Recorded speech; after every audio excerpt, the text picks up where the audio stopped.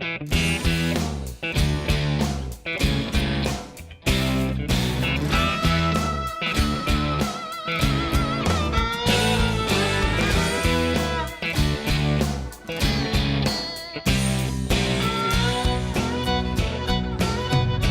on in. 8 minutes now past the hours, the kickoff hour. Rick and Bubba are here for another day. They'll join us in 1 hour. Until then, it's the good time, gang. We'll hold down the fort and get things going for them. That's why we call it the kickoff hour. And a busy show indeed. We've got Senator Tommy Tuberville a little bit later in the show. We've got a birthday of one of the sons of the show. We'll talk about that too. Wish him a very happy birthday. Willamette could spin. Rick and Bubba University today is going to be an interesting podcast, I think, with Dr. Michael Sag. He is the Director of Infectious Diseases at UAB. We're going to get the latest on vaccines, the variants, what all this means. That's going to be a very interesting podcast and long-form interview with Dr. Sag, so we look forward to that today. Your phone calls, 866-WE-BE-BIG. That's some unscreened phone calls that we might take. Eddie Van Adler, he's got YouTube Live, and we thank him for being here. Over to my right, kind of just studying the world, frowning just a little bit at his computer. There's one Greg Burgess, and I'm talking about just fresh from the barber. It is one Michael Helms. What's up, boys? How are y'all? Y'all good? Man, you peeled that knot, didn't you? I didn't think it was meant to be yesterday. Night. Shave and a haircut. Yes. I'm telling you. I didn't think it was meant to be yesterday. Hey. I went, let's see. Shave and a haircut. I had about an hour That's what you could wear to that coach's show. between 12 and 1:30. Thought about that when I put that on the song this morning. I thought, well, this is what I'd wear if I was going to do it. Shave and a... I say a shave. It's a shave and a haircut. I attempted yesterday around lunch, a little after, and the place was closed that I normally go to. Turns out they closed on Wednesdays now. What? Pandemic has thrown everybody into these weird schedules where they've had time to look over they're trying to cut back on certain things, I guess. Well, then in between a pickup and a drop off, I went. It's like 4-ish, right after carpool. I thought, here's my chance. I'm going to run. Well, there was like 3 or 4 deep in there, and I'm like, I'm not going in there. Ain't happening. And by the way, what is y'all's? If y'all were going in a place to get a haircut, how many people? You're looking at me and asking that? You both of you. Okay. You talking about That's you know. That's how many fine. chairs you got? You know, I'm crowd. I mean, are you saying how many people I'm going to have to wait? If there are 2 people cutting hair, I mean, are you going in and if there's 2 people sitting down waiting, or is there got to be one? Or that's me. I'm same way. I won't stay. If there's more than one waiting, Good night. I'm out. Y'all are high maintenance. I know. I felt that. Well, 2 people were sitting down and 2 people were getting haircuts, and there were only 2 people doing hair, and I thought, well, I'm out. I'm not waiting. Well, I mean, can you see how long these haircuts are taking? some are long. Yeah. Some are not. Yeah. I mean, could. some of them pretty quick, right? I mean, if it's like a dude, it probably won't take long. If there's a woman in front of you, It's kind of like waiting for a table. You know, now that all these restaurants are at a certain percent, you know, they'll say, hey, it'll be 25 minutes. The place is half full. It'll be 25 minutes for a table. Will you wait? Are you gone? Here was What's my your problem. cutoff? 30. I probably normally But would have you'll- just toughed it out. Yeah. Okay. But I had to have another kid somewhere else at a certain time, so I it's a couldn't. timing Yeah, issue. it was Okay. a timing issue. But I guess it was about 6:25, 6:30 last night. I was sitting there thinking, I'm gonna give this a run one more time. I said, "What do you think, Amanda?" She goes, "Yeah, go." I really wanted it off my plate because I got a long day today. I didn't want to have to deal with it today. Ooh, I got stuff to do. And so I went in. There was nobody in there, and I made it happen. Well, also, it And I went to your place right here, by the way, okay. Yeah. instead of going to the one across the street because they were closed for some reason. They did a good job. I'll probably start going back. Yeah, I've hardly. Yeah. They'll get you in and out of there. And I liked what they did. Like they were sometimes over there, they're not very attentive to what they're doing. Watch out. Oh, high maintenance. Well, I mean, you know, you want your haircut. I'm right. also revealing the priority level I put a haircut on. You know what I'm saying? It's not that much of a priority. very I low would for work me. harder for it. Yeah. You know, if it's got to be perfect, I'm not getting it. Yeah. My windows for haircuts were yesterday or about a 40-minute period today. And then then it would be into next week. So that's why I tried to get it done. But I told Amanda, I said, look, and she was wanting me to get one too for some reason. She was not happy with the way my hair was looking. I think the Willis Peak was getting on out there. She was uncomfortable. That's it. The Willis Peak started talking down to her a little bit. Oh, Willis Peak. Willis Peak. Willis Peak. Of course, y'all had made fun of the Widows Peak a little bit this week. That got me fired up to get a haircut. Well, I mean, it had. I think a lot of wisdom knocked just it left back. you. It was taking half the room when it was. It was. I knocked it back. I'm just going to ask. So you're something. bleeding over there. And I'm going to ask stop y'all. bleeding. I'm going to ask y'all What's that something. all Anybody got a Band-Aid? What would you do to yourself? I don't know. I've got one of these things where one of my fingers, tip of my finger's bleeding. I cut it on something, and I didn't know it. And I may then actually have one. Really? Yeah. I have to look, but I keep thinking. I actually have one. You ever cut yourself and you think, okay, well, it's stopped now. Yeah. And then you look down, it's still bleeding. I got to get something on it. Oh, I know, but I know Bubba will have a Band-Aid in his office. Oh, you think? Yeah. A little first aid? Yeah, he's first aid. He's our first aid guy. Yeah, but I'm just getting blood all over myself. I know. What'd you do? Buddy, He just said he don't know. Buddy, you ain't you half gotta of it. know. I'm mad You at gotta you right know. now. What are you reading? Tell me. I'm Give me the headline. I'm getting a list. I want of to right now. I'm getting a list of all the people who are apologizing today. Okay. We got. I mean, every day. We're like 4 people today. I'm a little concerned on getting him fired up because he's really mad today on the state of where we are as far as apologizing for things that really don't require an apology. Every day, but that's all everybody's you say. falling all over themselves.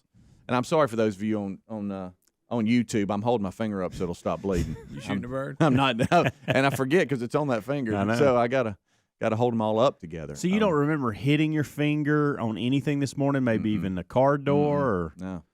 computer? Run it by. I mean, Greg said I was so tough I didn't even know I was bleeding. well, I was thinking that myself. But yeah, I just need a Band-Aid for the staff. Chewing If your anybody- fingernails. I'm gonna guess Bubba has one, but I will look in my bag. I may actually have one. Thank you, buddy. Appreciate it. I'm on attempt, Greg. At least I'm trying to help. Right. I don't have one. But I didn't even look your way. Yeah. Okay. I don't have one. I would expect you to have. Let me think here. I don't know, $1 million in your office before a Band-Aid. I think I got a stamp back there if you want to put it on. What if I did? I just need to stop the bleeding. Either that or wrap it. Yeah. I just don't want to bleed all over the board. There I am again. Buddy, hold all your fingers up. Because YouTube thinks I'm just. Yeah, you're not happy with the audience. They think I'm Greg. All right, we'll take a break. We'll come back. 866 We Be Big. How about that? I'll hold it behind the microphone. We could be taking unscreened phone calls. We got a lot to discuss and break down. And Greg's mad. I'm talking about real mad. I ain't mad. Rick and Bubba.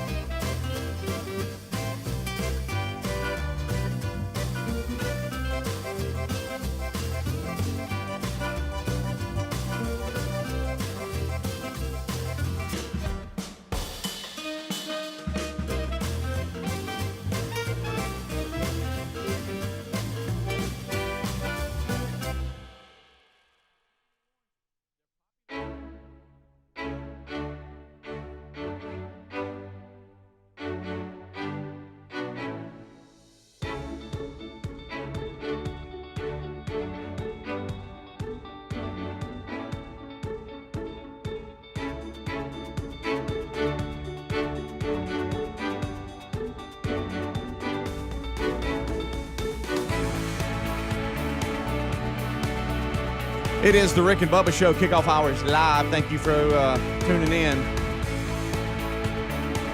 866 We Be Big, the number. Want to thank Bill Bubba Bussy. He had a Band-Aid in. He had a Band-Aid in his office, Greg. Gave me a Band-Aid. So always prepared. Having his bug-out bag? Yeah. Now I got to clean my keyboard. 866 We Be Big, the number. You're exposing everybody.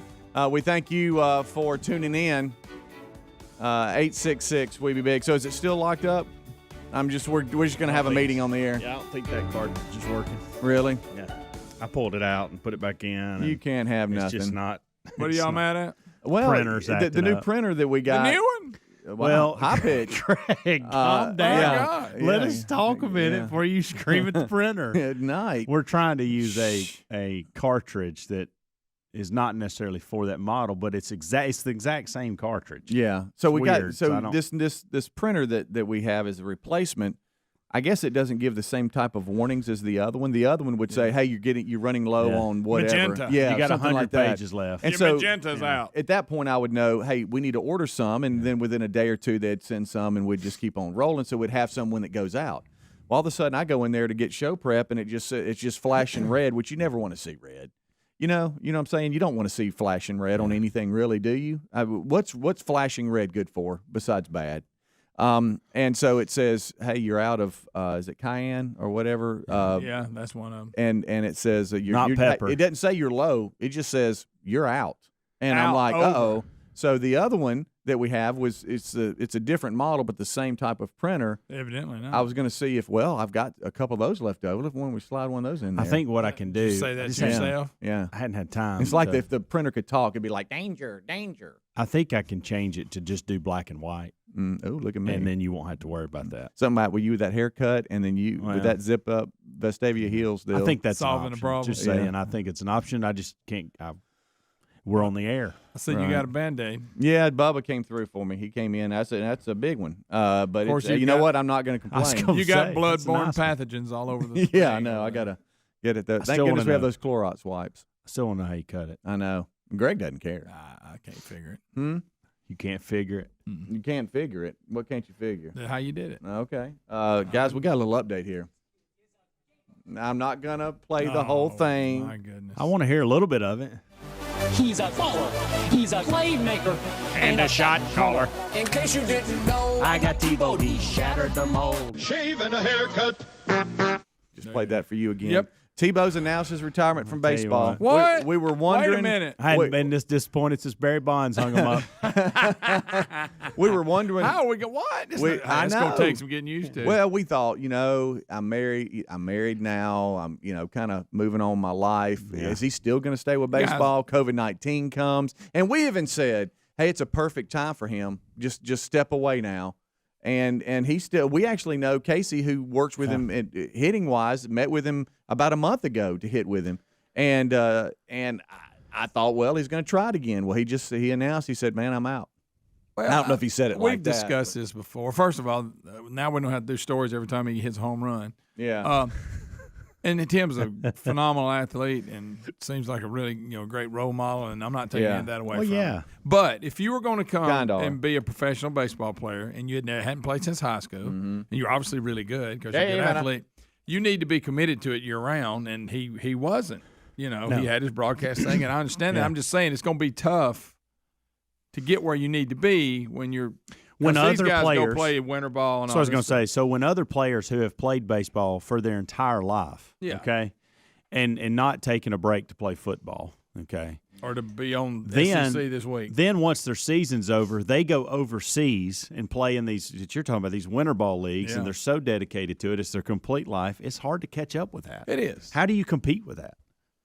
You got to say yes to that. So and he wasn't willing to do that, evidently.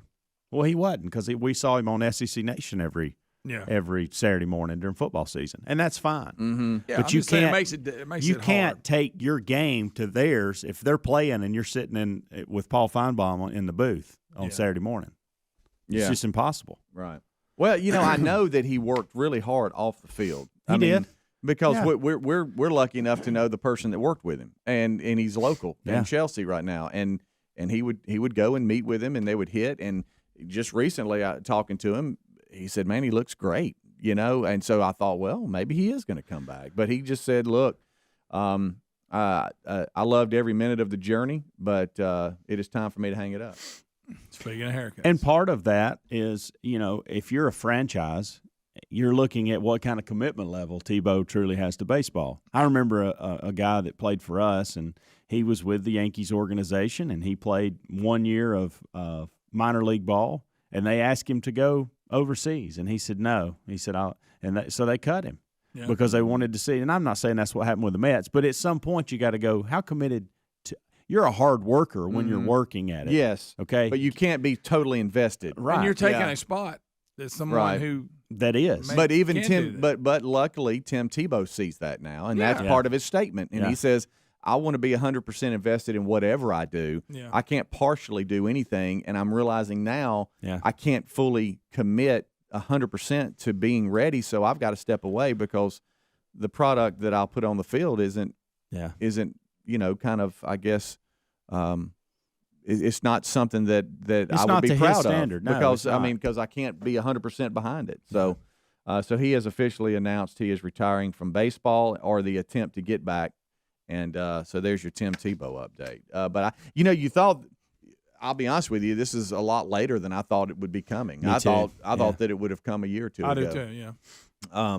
It definitely, when COVID-19 came and shut everything down, I thought, well, he'll step away now because now he's got the perfect out too. He didn't necessarily fail at it or not succeed.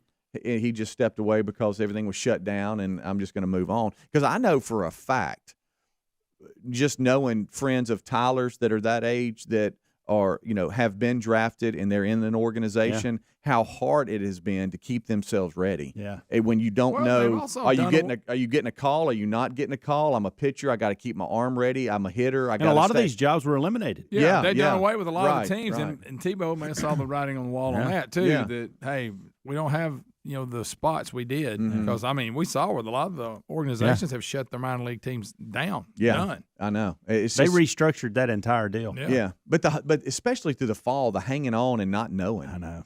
It's like, well, is COVID going to break out on a big league team, and am I going to get called up? What do I do to stay ready? I got to fill my swing. So there's a lot in that, and so he's just decided that's it. I'm out. And I just can't be 100% committed to it, and I can't put the work in that I want. I can't commit that time to it. So rather than, half do it, we're just out. I see. Is it what's the Padres? Is it Tatis? Tatis, yeah. There you go. Fernando. I like him now. They're saying that the Padres have struck a 14-year deal with him over $320-something million. They must like him too. He's exciting. That'd be 1-4. 14. How do you sign a 14? That would get him. And crazy. This will tell you how young he is. That'll get him till he's 35. Yeah. But 14-year deal worth $320-something million. He's a fun watch on the baseball field. Yeah. The Padres are. Period. But didn't you switch to the Padres? Yeah, I like watching them. That's an exciting team to get behind. Yeah. He's 22 years old, and he is one of the latest superstars to get a deal. Oh, I'm sorry, it's $340 million. I don't want to shortchange Fernando there. 14-year deal with the Padres. We'll take a break. We'll come right back. Rick and Bubba.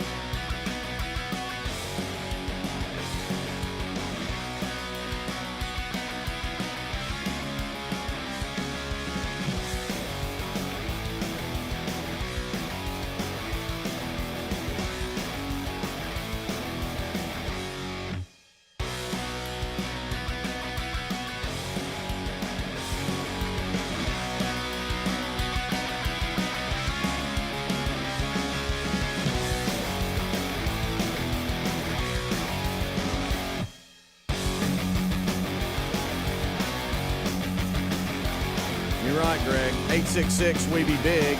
That is the number. It's the kickoff hour, and we are live. Any luck? No. Well, I gotta have a pass. We'll talk. Okay. I need a password. Oh goodness! Look at me. I got a password. We were talking about Tatis. Yes. And that Watch big your contract. mouth. Watch your mouth. That's what he's with the Padres. Just signed a $340 million deal, 14 years. That's a long way. His dad played. Yes, he did. In the league. Daddy, can you tell me what his dad did that's so special in Major League Baseball? No. He hit 5 home runs in one game. That's a good guess. Okay. I just threw out something. He is the first, and I believe only. This is his dad? This is his dad. First and only Major League Baseball player to hit 2 grand slams. Ooh. Not in one game, but in one inning. Wow. Now think about that a minute. Wow. He played for the Cardinals. Do you know who he hit them against? Take a shot at the team that took that 8-run blast. So not the pitcher, but the team? The team. The Braves. Nope. Be the Dodgers. Okay, I'm sorry. I just threw something out. No, think about the fact you had the opportunity to hit 2 grand slams in one inning. What kind of inning that was? Yes. Right. I want to see the stats of that whole inning. Yeah, I know. Yeah, that's wow. Yeah. Hey, it's a big deal. I get to bat twice in the inning. It but is. the bases were loaded both times I came up. Yeah. How about that? Wow. Yeah. Yiggity yak. Yiggity yak. 2 grand slams in one inning. I will go on record. Doubt that one's ever going to be broken or probably even tied. It was in Dodger Stadium. Of course, the stands were packed as I'm sitting here watching it on my computer. And what year? McGuire played for them, by the way, year at the point in time. Not sure. But McGuire was in the lineup, so it had to be in that range of time. I miss seeing fans like this. Goodness, they're stacked in there like cordwood. Yeah, I know.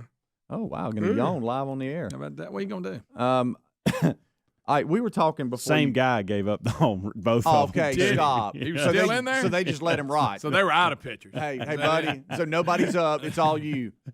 If you're a pitcher, and you have the opportunity to give up 2 grand slams in one inning. How many times do you think he looked at the dugout like, really? Are you coming? Are you coming to get me? What are we doing? Huh? So I'm just trying to see what. So I'm just out here. Good gracious. Oh, that's not good. And he probably finally threw like a ground ball out, and they probably booted it. You know, and then you turn around and go, really? If you give up the second one, do you just walk off without without even the coach coming out? Hey, I'm done. Yeah. Hey, I'm done. I'm out. That's it. See y'all. Stay on the mound. I'm coming to get you. No, I'll meet you in the dugout. I'm already walking. All right, Helmsy, we got a guy here, and I'm not familiar with Twitch. Are y'all? It's a streaming deal or something? I think a lot of video gamers use it. Okay.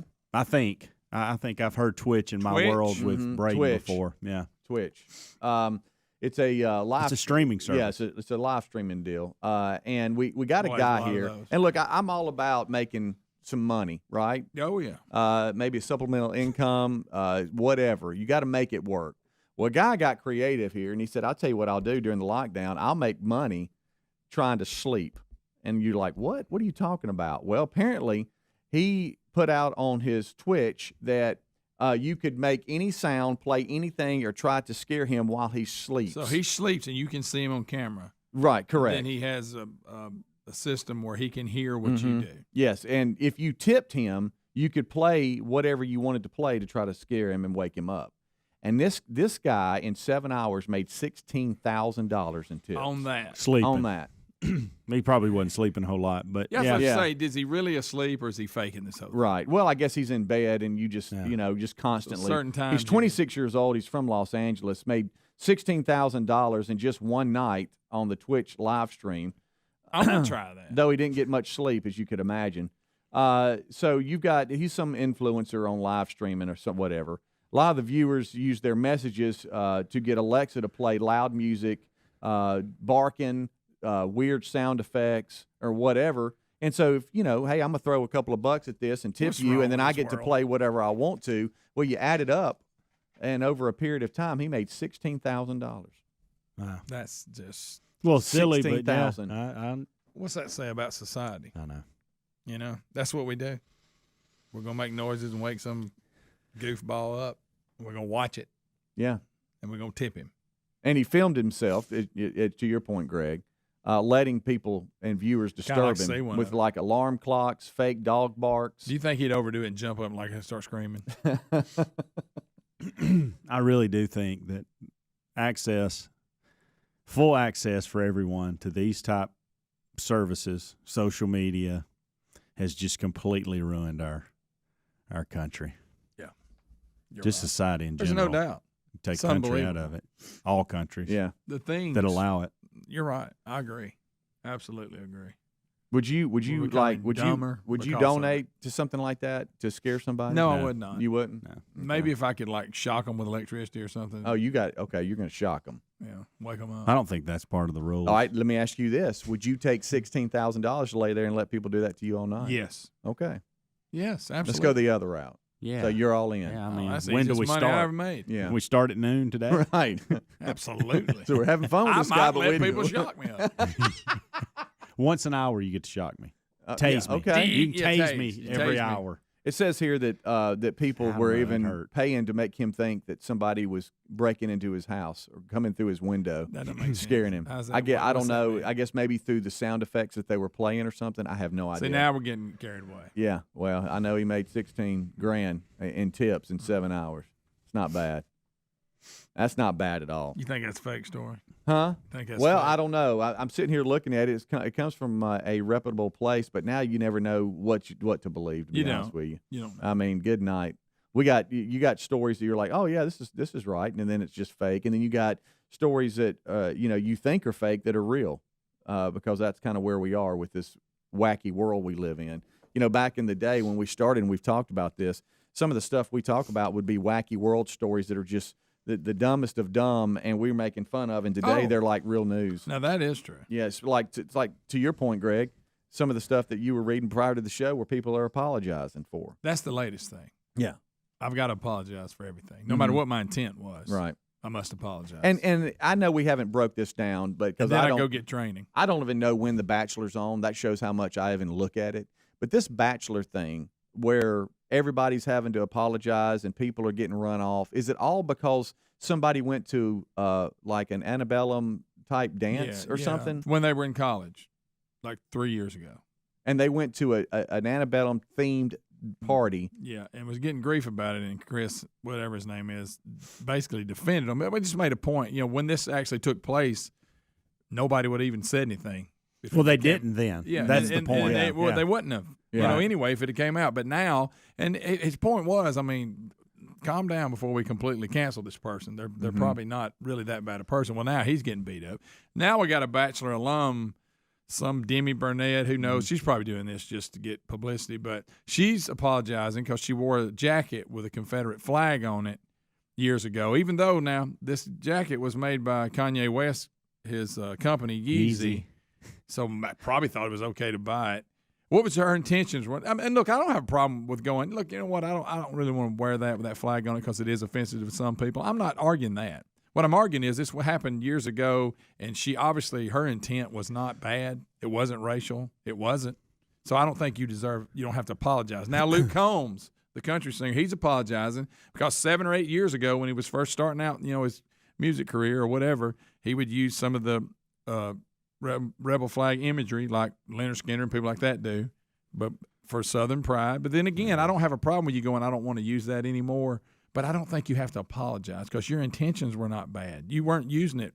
Now, there are hate groups that have used that flag, and I get that, and that's but people don't look at it. They don't look at it intent. See, I'm not arguing that he should be able to use it. Right. I'm just saying if you did this 7 or 8 years ago, your intent wasn't bad then, you really don't have to apologize. Right. Just choose not to do it anymore. See, that's a common sense approach, what you just had. But sadly, because what people don't use intent and people anymore. When they go to canceling people, they don't use intent. And we're so quick to apologize and all this that it's not sincere. It's really not. And in most cases, it's just, hey, quick, apologize real fast. Whether don't argue your side that, hey, I had no evil intent here. Now, you've enlightened me that maybe it wasn't a good idea to use that flag. And, hey, and I agree with you, so I'm probably not going to use it again. But I don't think he owes anybody an apology because his intentions were not bad. That's just me. Every day, this is the thing.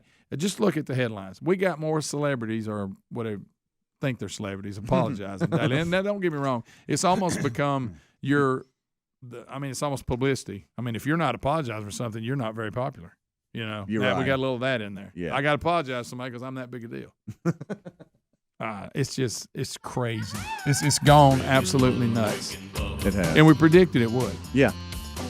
I would love for somebody to go, you know what? Yeah, I had that flag, but my intentions were never, racist. But I could see how to defend somebody, and I probably won't use it again, but I didn't do anything wrong. Not anymore. Nah. Wow. We'll take a break. We'll come back. 15 minutes till top of the hour. Rick and Bubba, Rick and Bubba.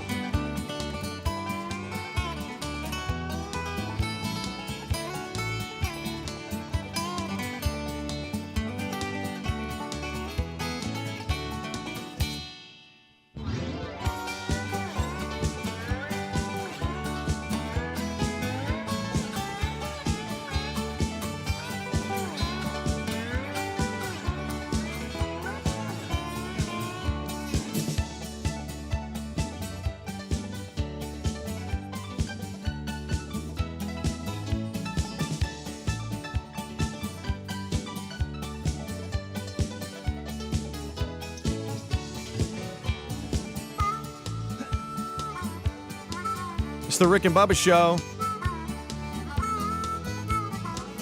9 minutes till top of the hour. Thank you so much for tuning in to the Rick and Bubba Show. Kickoff hours live. Rick and Bubba join us right after the top of the break. This portion of the show is brought to you by Ancestry.com/Bubba. There's so many paths to finding your family story, and whichever way you choose, from tracing your family generations back with a family tree or uncovering your history with Ancestry DNA, it's easy to get started at Ancestry.com/Bubba. I'm telling you right now, we have gotten a lot of success emails from all of you that have said, hey, you know what? I did this, and it works. The story of your family is a story of you. And so why don't you check it out right now at Ancestry.com/Bubba. It's easy to start making discoveries. Get an Ancestry DNA kit today and start a free trial to amplify your discoveries with access to their billions of records. Just go to Ancestry.com/Bubba to get your Ancestry DNA kit and start your free trial and maybe unlock some family history you had nothing, you just knew nothing about. So check it out right now, Ancestry.com/Bubba for your Ancestry DNA kit and a free trial. Or you can always go to rickandbubba.com and look under the sponsors button. You're going to be mad at me, I think. I got to messing around with that printer. Oh, what'd you do? And so that particular model doesn't allow the black and white only print, the black print. So but I did. There's a functionality in it that will email you anytime something is, or will email a person. You put their email address in there. I'm good with that. Toner's low. This particular toner's low. But there's a lot more settings in there, too, that I didn't clip or check. Okay. And so you're probably going to start getting a ton of emails from Xerox with updates on that. Do you? I can take it off. I was just kind of messing with it and testing it. Oh, well, I've already gotten one. So let me know this is from Xerox already. Look. What does it say? I like Helmsy's haircut. Okay. What's that? Well, it's spent a lot of time with it. Let me. I don't even know if it'll work, but I thought, well, this is neat. Yeah. And so I thought, well, I'm going to put Speedy's email in here. So. If I could just take a second here, talk to the Huntsville market. Love you, Huntsville. Terrestrial radio is just the greatest, and that's our bread and butter, and we love the river, 100.3 the river. Eric West, Carl, the engineer, all those folks at the river.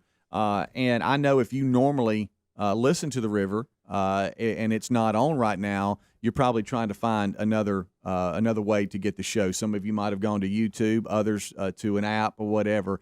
Just wanted to let you know that they are aware of the problem. I know that that market has had tons of weather, snow, and the engineers are working hard, Carl being the head of that. And so hopefully that will be resolved soon, but we've been in communication with them already today. And we appreciate you always letting us know. And our audience is so shell-shocked when it comes to the show being ripped off in different markets. The first time that anything happens, like, oh, I'm not getting the show, what's wrong? Yeah. They panic, and I get that. But no reason to panic here. They're just working through a situation when it comes to the winter weather that has hit a lot of the Rick and Bubba markets. Them being one of them, and so they're working through that problem. But we are aware and talking to them, but thank you so much for letting us know. I wonder if their printer's working. Yeah, I hope so. I'd like to know, Greg, I hate to even ask this. Yeah, gummit, because you're already kind of ill, just a little bit. He is kind of got a chip on his shoulder today. You know what? I'm going to tell you this right now. If you do show prep for this show every day, you will be ill if you'll allow it. Yep. Because there's a lot of crap out there that is just pushed through the news every single day. And here's another one that I just don't know how the left. I think what we need to do that will stop our frustration, Greg, is that if we wonder why this happens, just accept it. It's going to happen. The way the media treats the left versus the right and what they can say versus what others can say. Bette Midler claims that the Texas power outages is God punishing Senators Ted Cruz. God's punishing Ted Cruz? Ted Cruz and John, is it Cornyn, I believe? Really? She basically has come out and said, look. And God's mad at Cruz and them about what? Well, apparently. Because I think they're pro-life. I can see them being mad about people that were aborting millions of babies. I could see that. Right? It says, inept is the wrong word. Hateful, vicious, cruel might all apply. I feel for the people suffering through this weather, but God doesn't seem to like Ted Cruz. or John Cronin. These two also never recognized that Joe won. Okay, if this isn't payback, I don't know what is. That's payback. God's paying them back because they would not acknowledge that Joe Biden won. Right. And how does someone like that get away when you got this is a little bit more than, hey, we got bad storms. I mean, we got deaths in the double digits. People that did you see pile-ups on the interstate? Did you see the people that rely on these oxygen tanks and different things? They can't get out, and their oxygen's running out. They don't know when it's good. The power's going to be back on. I mean, it's a very serious situation, but they just get a pass. They can say whatever the heck they want. AOC claims the new Green Deal they wouldn't have had this problem with that. Well, it goes back to like we're talking about AOC and they've proven this. If you keep saying something enough, there's a lot of people who will believe it. Yeah. Especially if the news is only going to cover things a certain way. Yeah. You see what I'm saying? It's just kind of where we are. So I think, and I'm talking out loud here. And You're trying working to help through myself, it. I've noticed. Yeah. Is that to help us not get so frustrated? We don't just need to accept it. But we don't need to understand why it's happening because it's just going to happen. Do you think the state that we're in now, I think this would be a good idea. Why don't we bring that love seat that's in my office that used to be Greg's? Okay. It's still Greg's. It's not like it's mine now. Right. That's we yours, could enough. bring it in here, and anytime we need to kind of lay down and get therapeutic relief. Yeah. Just lay on the couch and with a wireless mic. Okay. And just talk it out, just like you did. Like I felt like that would even be better for you if you'd have been laid down. Show from there. Yeah, just during that story and be able to talk through it. Yeah, that'd be good. And we got room in here for it. Put your feet up. We do, and we don't have guests at the moment. Yeah, you know. I think that's a great idea. Just a suggestion. No, I don't think that's a bad idea. What I would like is noise-canceling headphones that you could put on, and it would have some soothing music or something where you can just kind of just have a moment and disappear. You know what I'm saying? And just kind of come out of it. And then like there'll be a wait. Who can I have the couch? Can I have the recliner? Yeah, get up. Get up, man. It's my turn. Is that we got to be in that voice? Kinda. It's such a Tim Tebow, wasn't it? Yeah, Tim was in it. I ain't playing baseball. I need to take a seat. I'm gonna lay there. It's gonna be the best. Granted, I was probably getting cut anyway. I got out ahead of it. Greg, that's not even in it. Greg, I think that's part of it too. Just saying. I think it's smart. I'm gonna lay I there. don't think it's a bad move. My point is that we've is, narrowed down. He saw the writing on the wall. Yeah, we've done away with a lot of teams in the minor league world. Well, you type harder than anybody I've ever seen. Yeah, I mean business. You will just absolutely slam down on those keyboards. This morning, I mean business. That's what I mean. I'm gonna lay there and listen to music. Huh? When I get up, I'm gonna be a better man. All right, we'll take a break. We'll come back. We'll take a break and we'll come back. We're going to get Greg. You know another thing, too, that we don't take advantage of? Let's just take a walk around the city center and just kind of get some air. We got a TV out here. That mess right now. Huh? Buddy, calm down. But you know what? Just get a little bit of fresh air. Take a deep breath. He doesn't even like fresh air today. No, nope. Not. He's mad at everything. Rick and Bubba.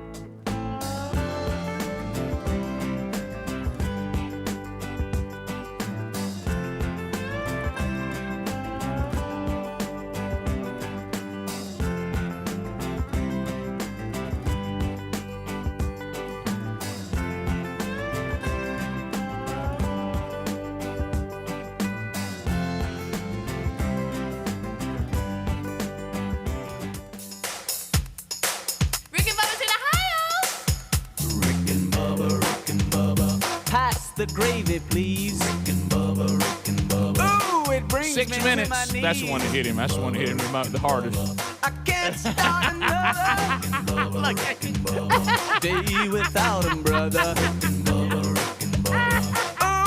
Welcome in. It's the Rick and Bubba Show. 6 minutes past the hour. We start this hour. There it is with the national anthem.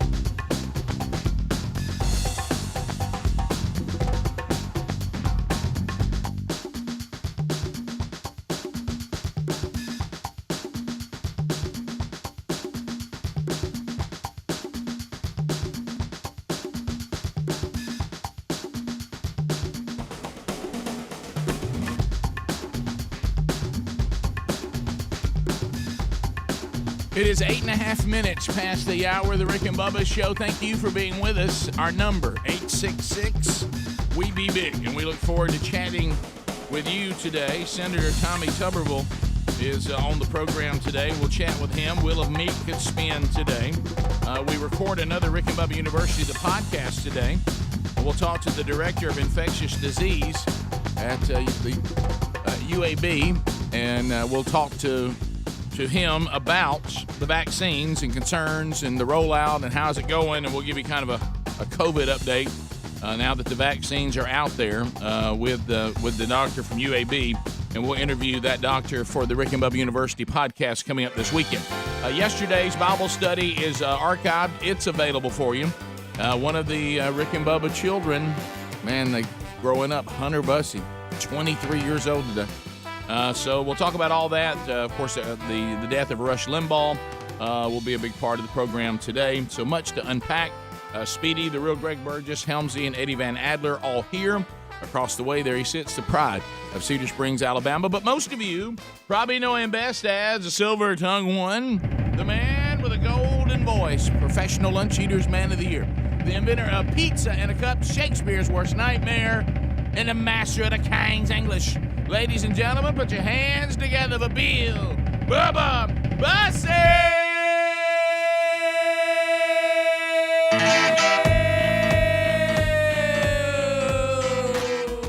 How about it, Bubba? How about you, Rick Burgess? Friends, neighbors, associates everywhere, welcome in to the Rick and Bubba Show. Woke up to a text from a friend that says, you got to bring Bubba in with My City Was Gone by the Pretenders. And I said, done.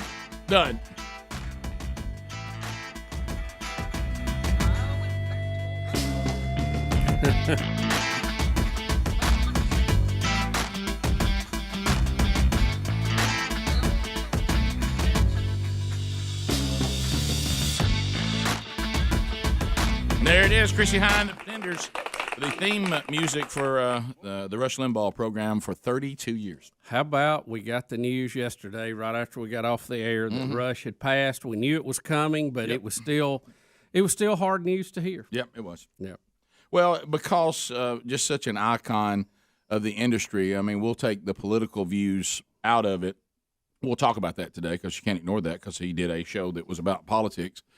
Mainly, he came onto the scene when there was no voice for true conservatism. It didn't exist. It wasn't out there.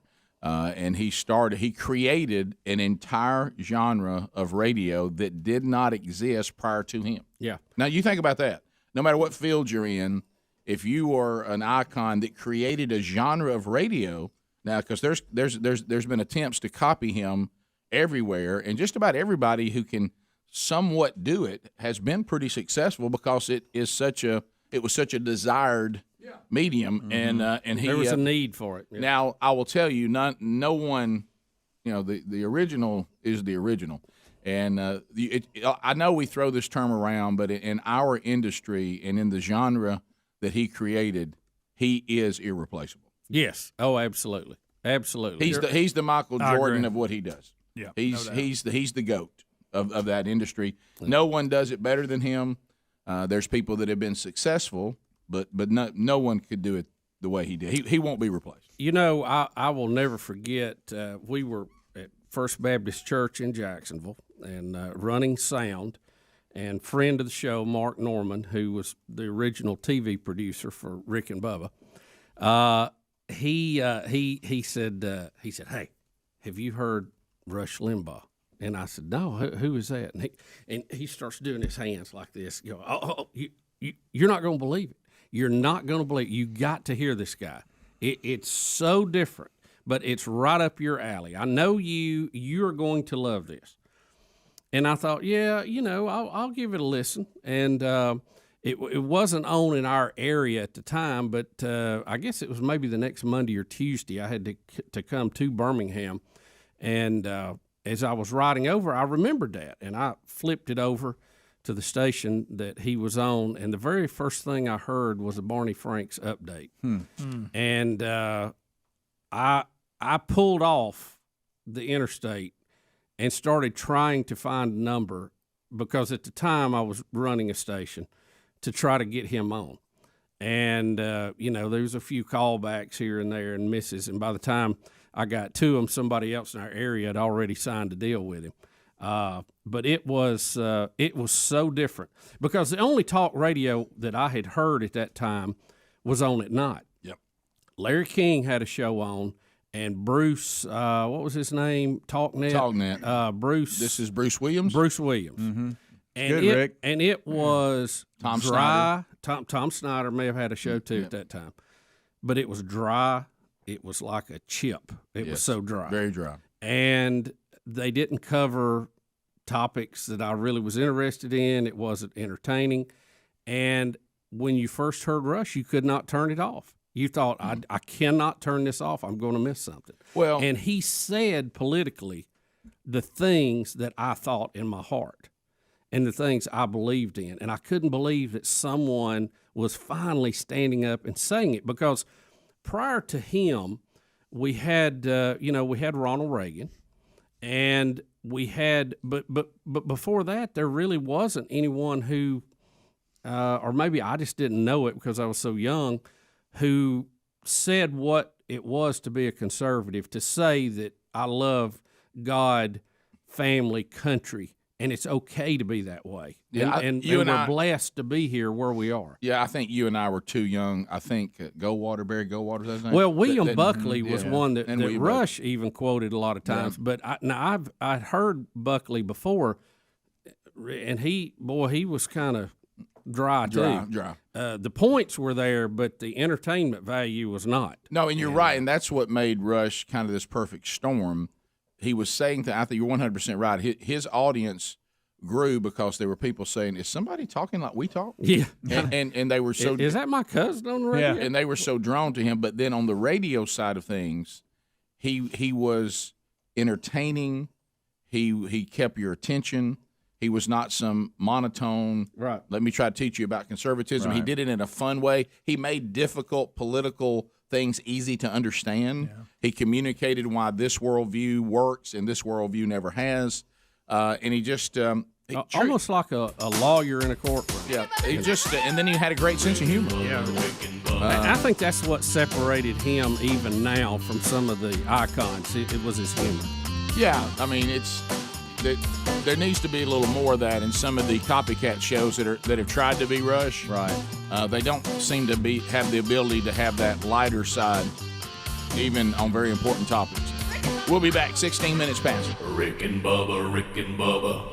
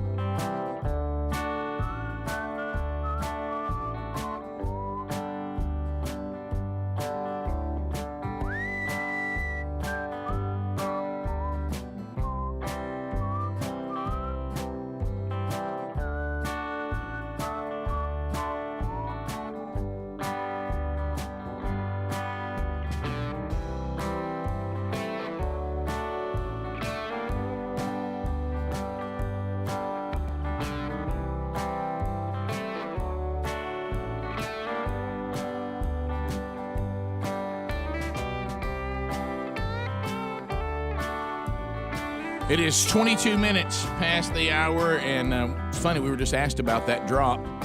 That liner you just heard coming out, that's Johnny Donovan, the longtime voice of the EIB network and Rush Limbaugh.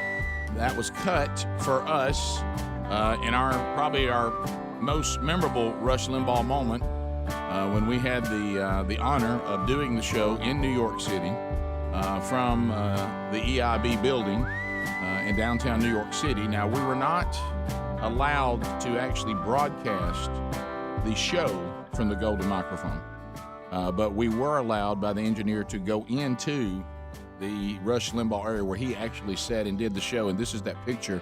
I put it out on Instagram and Twitter yesterday. Well, we did a few segments in there. Yeah, and so we were allowed to go into where the EIB. There's the golden microphone. There it is.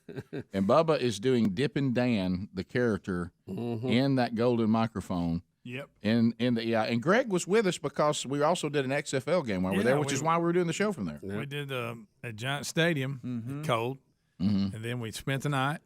Got up the next day and then went to that building there and did the show. Yeah, we did the show from there, and Johnny Donovan cut this for us. Welcome back to the Rick and Bubba Show, coming to you live from the EIB building in downtown New York City. Now, Rick and Bubba. Johnny was a legend in New York radio to start with, and he was the voice guy for WABC. Mm-hmm.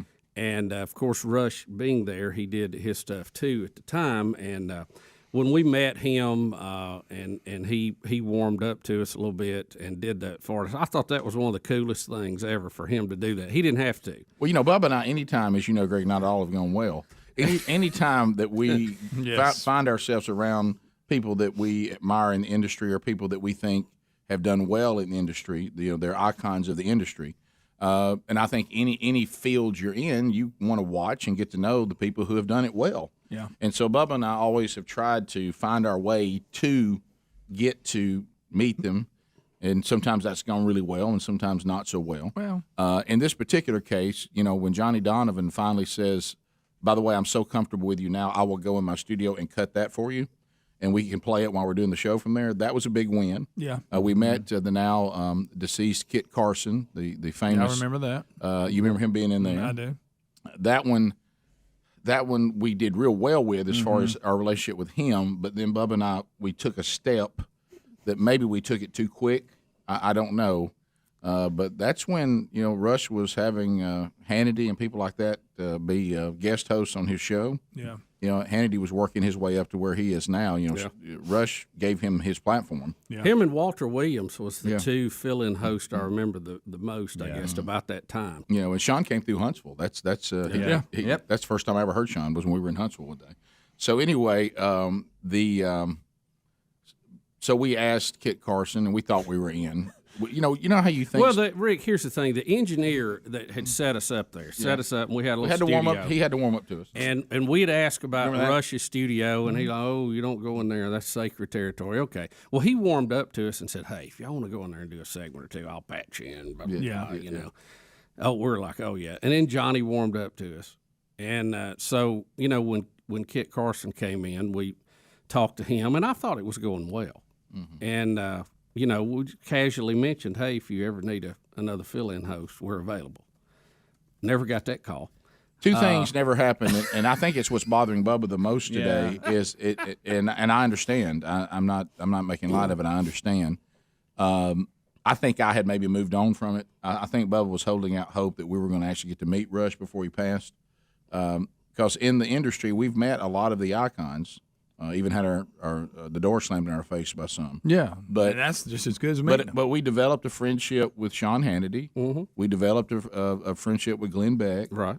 We developed a good relationship with Mark Levin. He had us on his show a few times. He's been on ours. But we just we never could get to meet Rush. And we really, and it's almost like, and I hate to say this, but you got to know your place in the world sometimes. Yep. It's a little something called spatial displacement, which we have we have a generation of people that have it. And that is that I guess that, it's almost like, how sometimes you can meet a person and they're okay with you. I mean, you've made it with them, but they're not quite ready to take you to that next person you're trying to meet.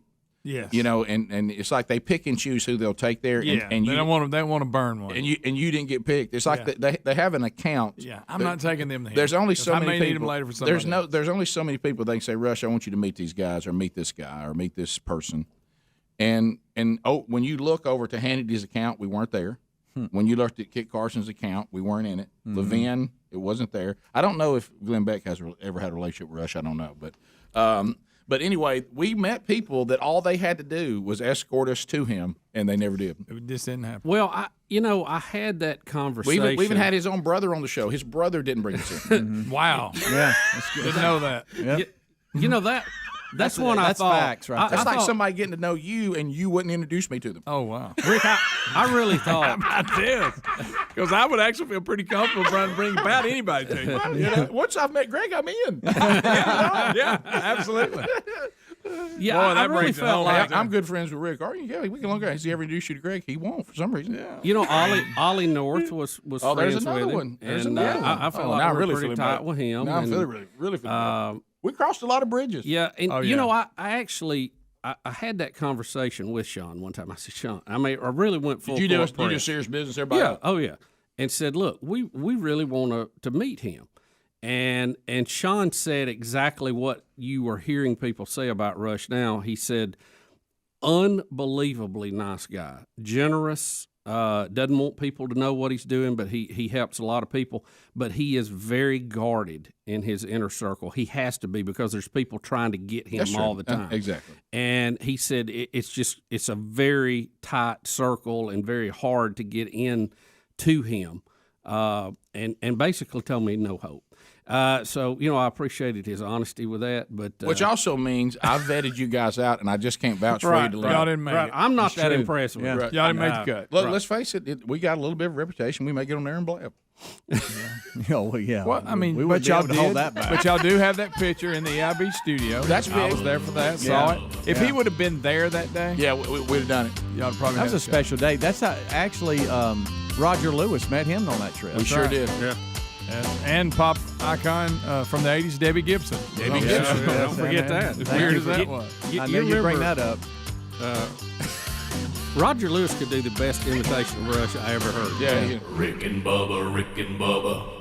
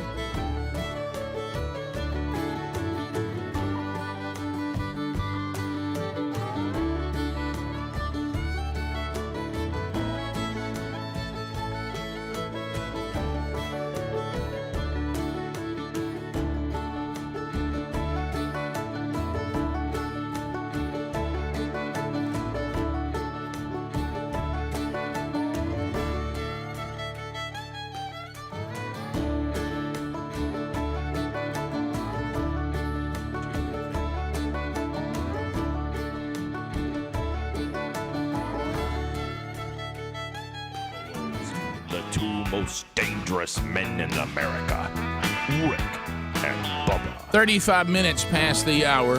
Bubba, I just wanted you to hear this theme song in your headphones as if you were able to be the guest host. Can I tell you, I don't feel worthy. I don't feel worthy you playing that. I know. I do not feel worthy with that. Well, you know why? Because we weren't worthy. We're celebrating Rush today, but it was. We knew this was coming. I know, but it's just when that day gets there, it's a toughie. Well, and plus, there was always that holding out hope that we would get to meet him and tell him the impact he had on the industry, and now, or just us personally, and what we do, and it was a time too when he came along that we needed that voice, because I think when you believe like we believe and like many of you believe, we didn't have that voice out there that was uniting us, and it was such a breath of fresh air. Mm-hmm. The first time I heard him say that he was doing the show with half his brain tied behind his back to make it fair. That's funny. Gosh, that was so good. And he caught some grief for the when he would say talent on loan from God, but he really was saying something more profound than what people understood he was saying, because all of our talent does come from God. That's right. And then when syndication started, when he wanted to leave New York, and he said, "I'm tired of paying the taxes here, and with all this technology, I really don't have to be here." And he also uttered the great phrase, "As long as I'm here, it really doesn't matter where here is." All right. Mm-hmm. And that's when he moved that operation to it. And just he created that whole genre like we do, which makes radio such a great medium.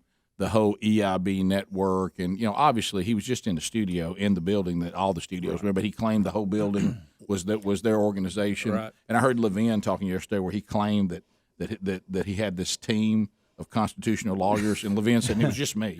He said, and I would text him stuff like that. And then finally he said he wanted to meet me, and do you remember you'd go to New York and you'd tell the cab driver, "Carry me to the EIB building"? They would look at you like, "What? You mean Madison Square Garden? Is that what you mean?" What are you talking about? WABC? It's on top of Madison Square Garden, that one. But then he did put his own deal together in Florida, which we never got to go see it. But I'm sure that was a cool setup. But I think I said one of the things on the political side of things.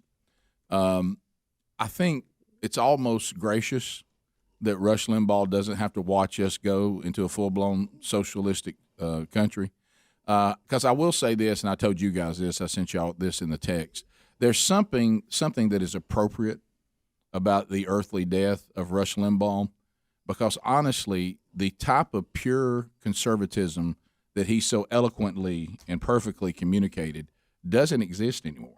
Right. With either political party. Right. That no one, our country has said to Rush Limbaugh's worldview, no thank you. We are not going to listen to that, and it doesn't exist anymore. So the conservatism he talked about, and I'm talking about Republicans, they don't really embrace it either. Individual people may. I'm just talking about the macro look at politics in Washington, the kind of conservatism, because some of you call, "Hey, I'm a conservative," but you're really not.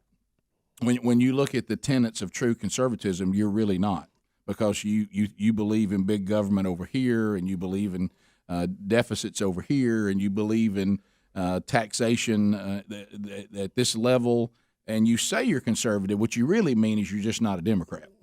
but that doesn't mean you're conservative. It just means you're not as far left as they are, but you're not a conservative. The kind of conservatism that Rush Limbaugh talked about does not exist anymore. One of my favorite things that he would do is when he would explain something to the folks listening in Rio Linda. Yes. Gosh, that owns me every time that he would do that. Yeah. He had so many reoccurring things that were so funny. And like I say, kind of like what we've done at a lower degree, he had his own language. I mean, he developed his own words, his own stuff that he talked about. And as far as just, when you think about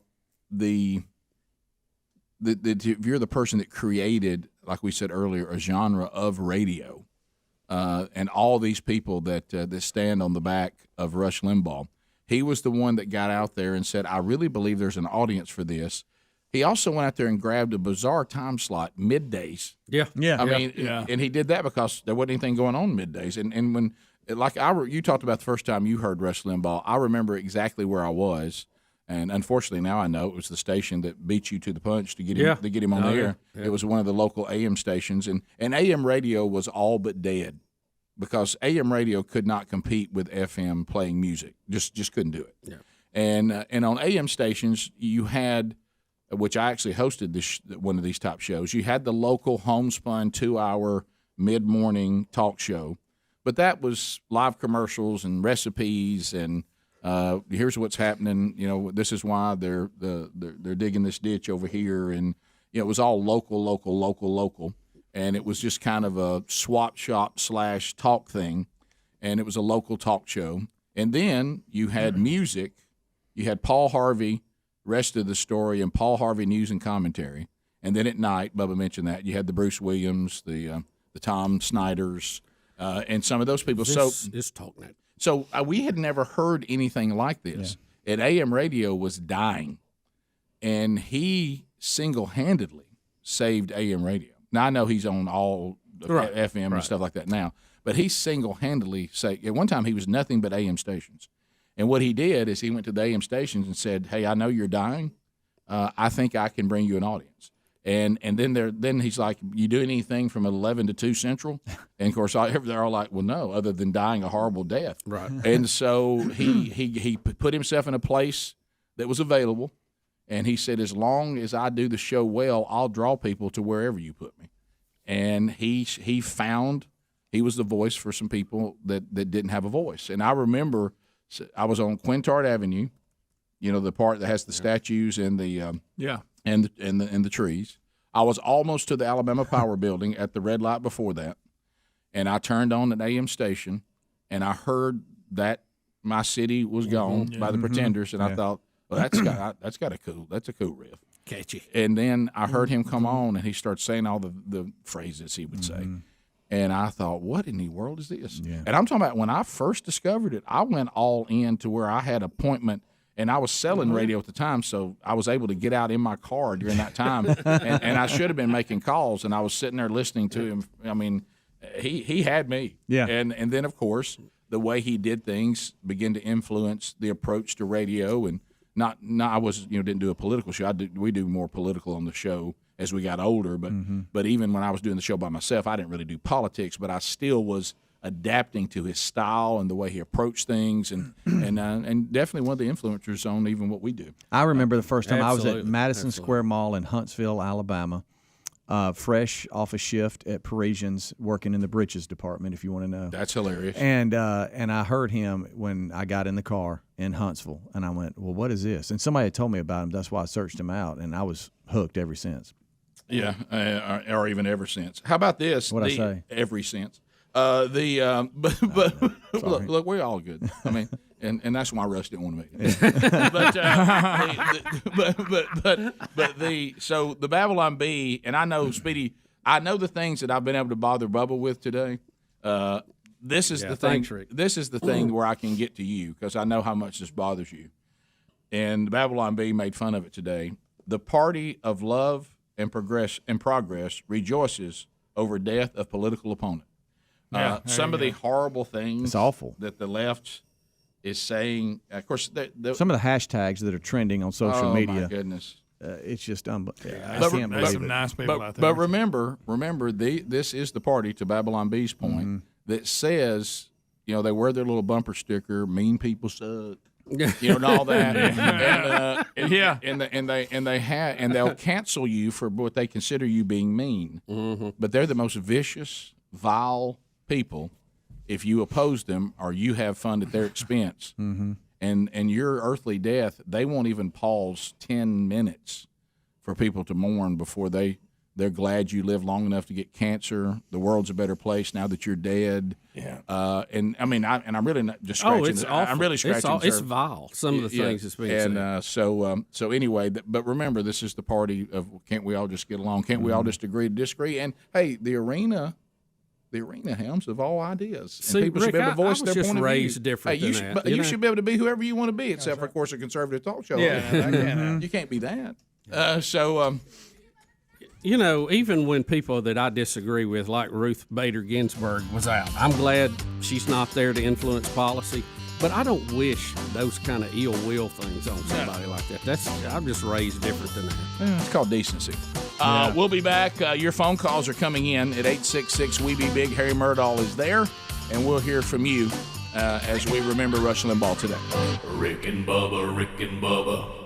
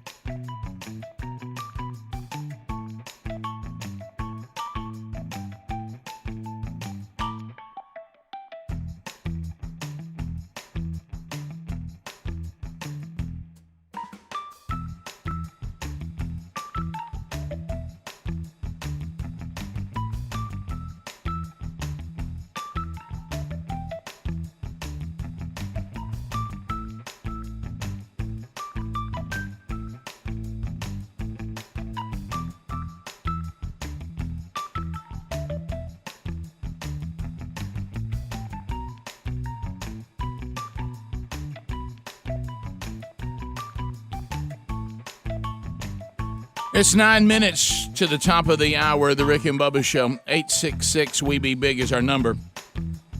You can reach us right now. Time to chat with you at 866-WE-BE-BIG. First phone troll of the day. We've been remembering the impact of Rush Limbaugh on the industry and on politics. But you don't have to talk about that. You can talk about whatever you want to at 866-WE-BE-BIG. Harry Murdahl has opened all 10 lines, and so they are available to you now. Area code 212. At the end of 30 seconds, the buzzer will sound. Your time on the program will come to a close. We'll get to the next caller. The 10 lines are available. You can get in, and then we start that trolling. We'll move through those quickly. So if you're standing in line or you're on hold, we're going to get to you a little more rapid in the phone troll format. While you're calling and while Harry is lining those up, let me take you to butcherbox.com/Bubba. If you are not using this service, you are truly, truly missing out. Being at home now over the last 10 months, my goodness, we'll be at home in a second, and we're minimizing the amount of times that we're out and all that comes with that. Well, whether we're in a pandemic or not, butcherbox.com/Bubba is still a great idea. You see how it works in this situation, but it really will work no matter what the situation is because it's great food. No hormones, no antibiotics, the free-range organic chicken and the heritage bred pork the way it's supposed to be done. So delicious, grass-fed and finished beef. And then their seafood that's wild caught is so good. Recipes on their website that'll help you prepare these meats so you can enjoy them and these proteins. And right now, if you're a new member, butcherbox.com/Bubba will send you 2 of their delicious New York strip steaks, and you also get a pack of their delicious, and trust me, you're going to love it, uncured bacon for free. So make that move now at butcherbox.com/Bubba. There's also a link at rickandbubba.com under the sponsors button. Let's go to Penny out of the great state of Mississippi. She'll get the troll started. Trolling. Keep them phones a trolling. Here we come, phone trolling. Phone troll. Jenny, go right ahead. 30 seconds. How are you? Hey, I'm good. I just wanted to tell you that I am 55 and I have 2 older brothers, and they both texted me, and then I called them. They both cried yesterday about Rush. My big brothers, and they were so upset. Yeah, well, that's that connection. We've talked about this medium. Yeah. Rush even had a little run on TV, and he came back, and he said, it just is not the medium that I enjoy. There's a personal connection. I heard somebody say this earlier. It might have been Ducey on Fox and Friends. He said the thing about radio is there's many times in radio you're out on the road, you're having to travel somewhere, you're in the automobile by yourself, and then you're spending time with whoever that is you're listening to on the radio, and you spend a lot of time together. Yep. And there's a connection there, so that's what you saw in your brothers, especially with someone who, he had that loyalty in his audience. The ditto heads, that was a different level than the casual listener. And radio is just a very personal medium, you're talking about. Much more than TV, much more than social media, and you just feel like the people you're listening to. And people tell us that. I'm honored by that. Yeah. But we feel the same way when we listen to these people. I know exactly what you're talking about. Yeah, and I say that when people come up and say that to us. I know this is weird, but I feel like I know you. And I said, no, that's exactly what we were hoping would happen. So thanks. We feel the same way about you. Sam in Kentucky. Sam, 30 seconds. Go ahead. Yeah, I wanted to call my mother-in-law, who's a dyed-in-the-wool Democrat, as Rush would say.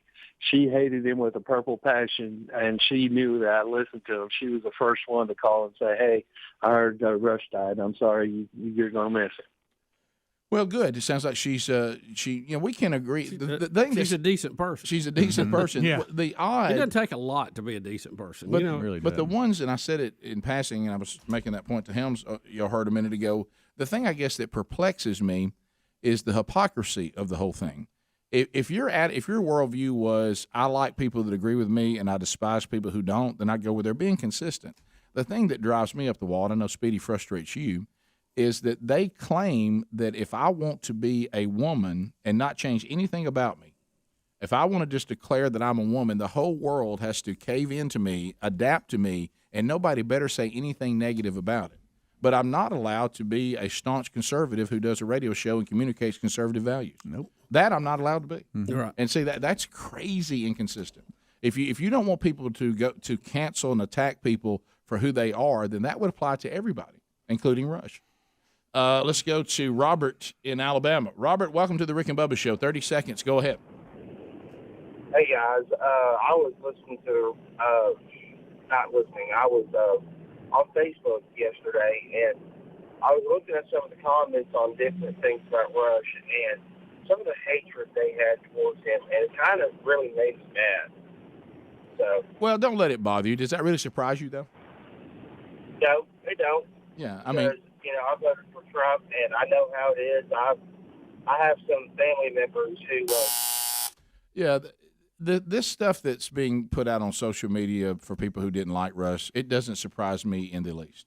It's exactly what I thought would happen. Let's go to Bonnie in Birmingham. Bonnie, welcome to Rick and Bubba. 30 seconds. Go ahead.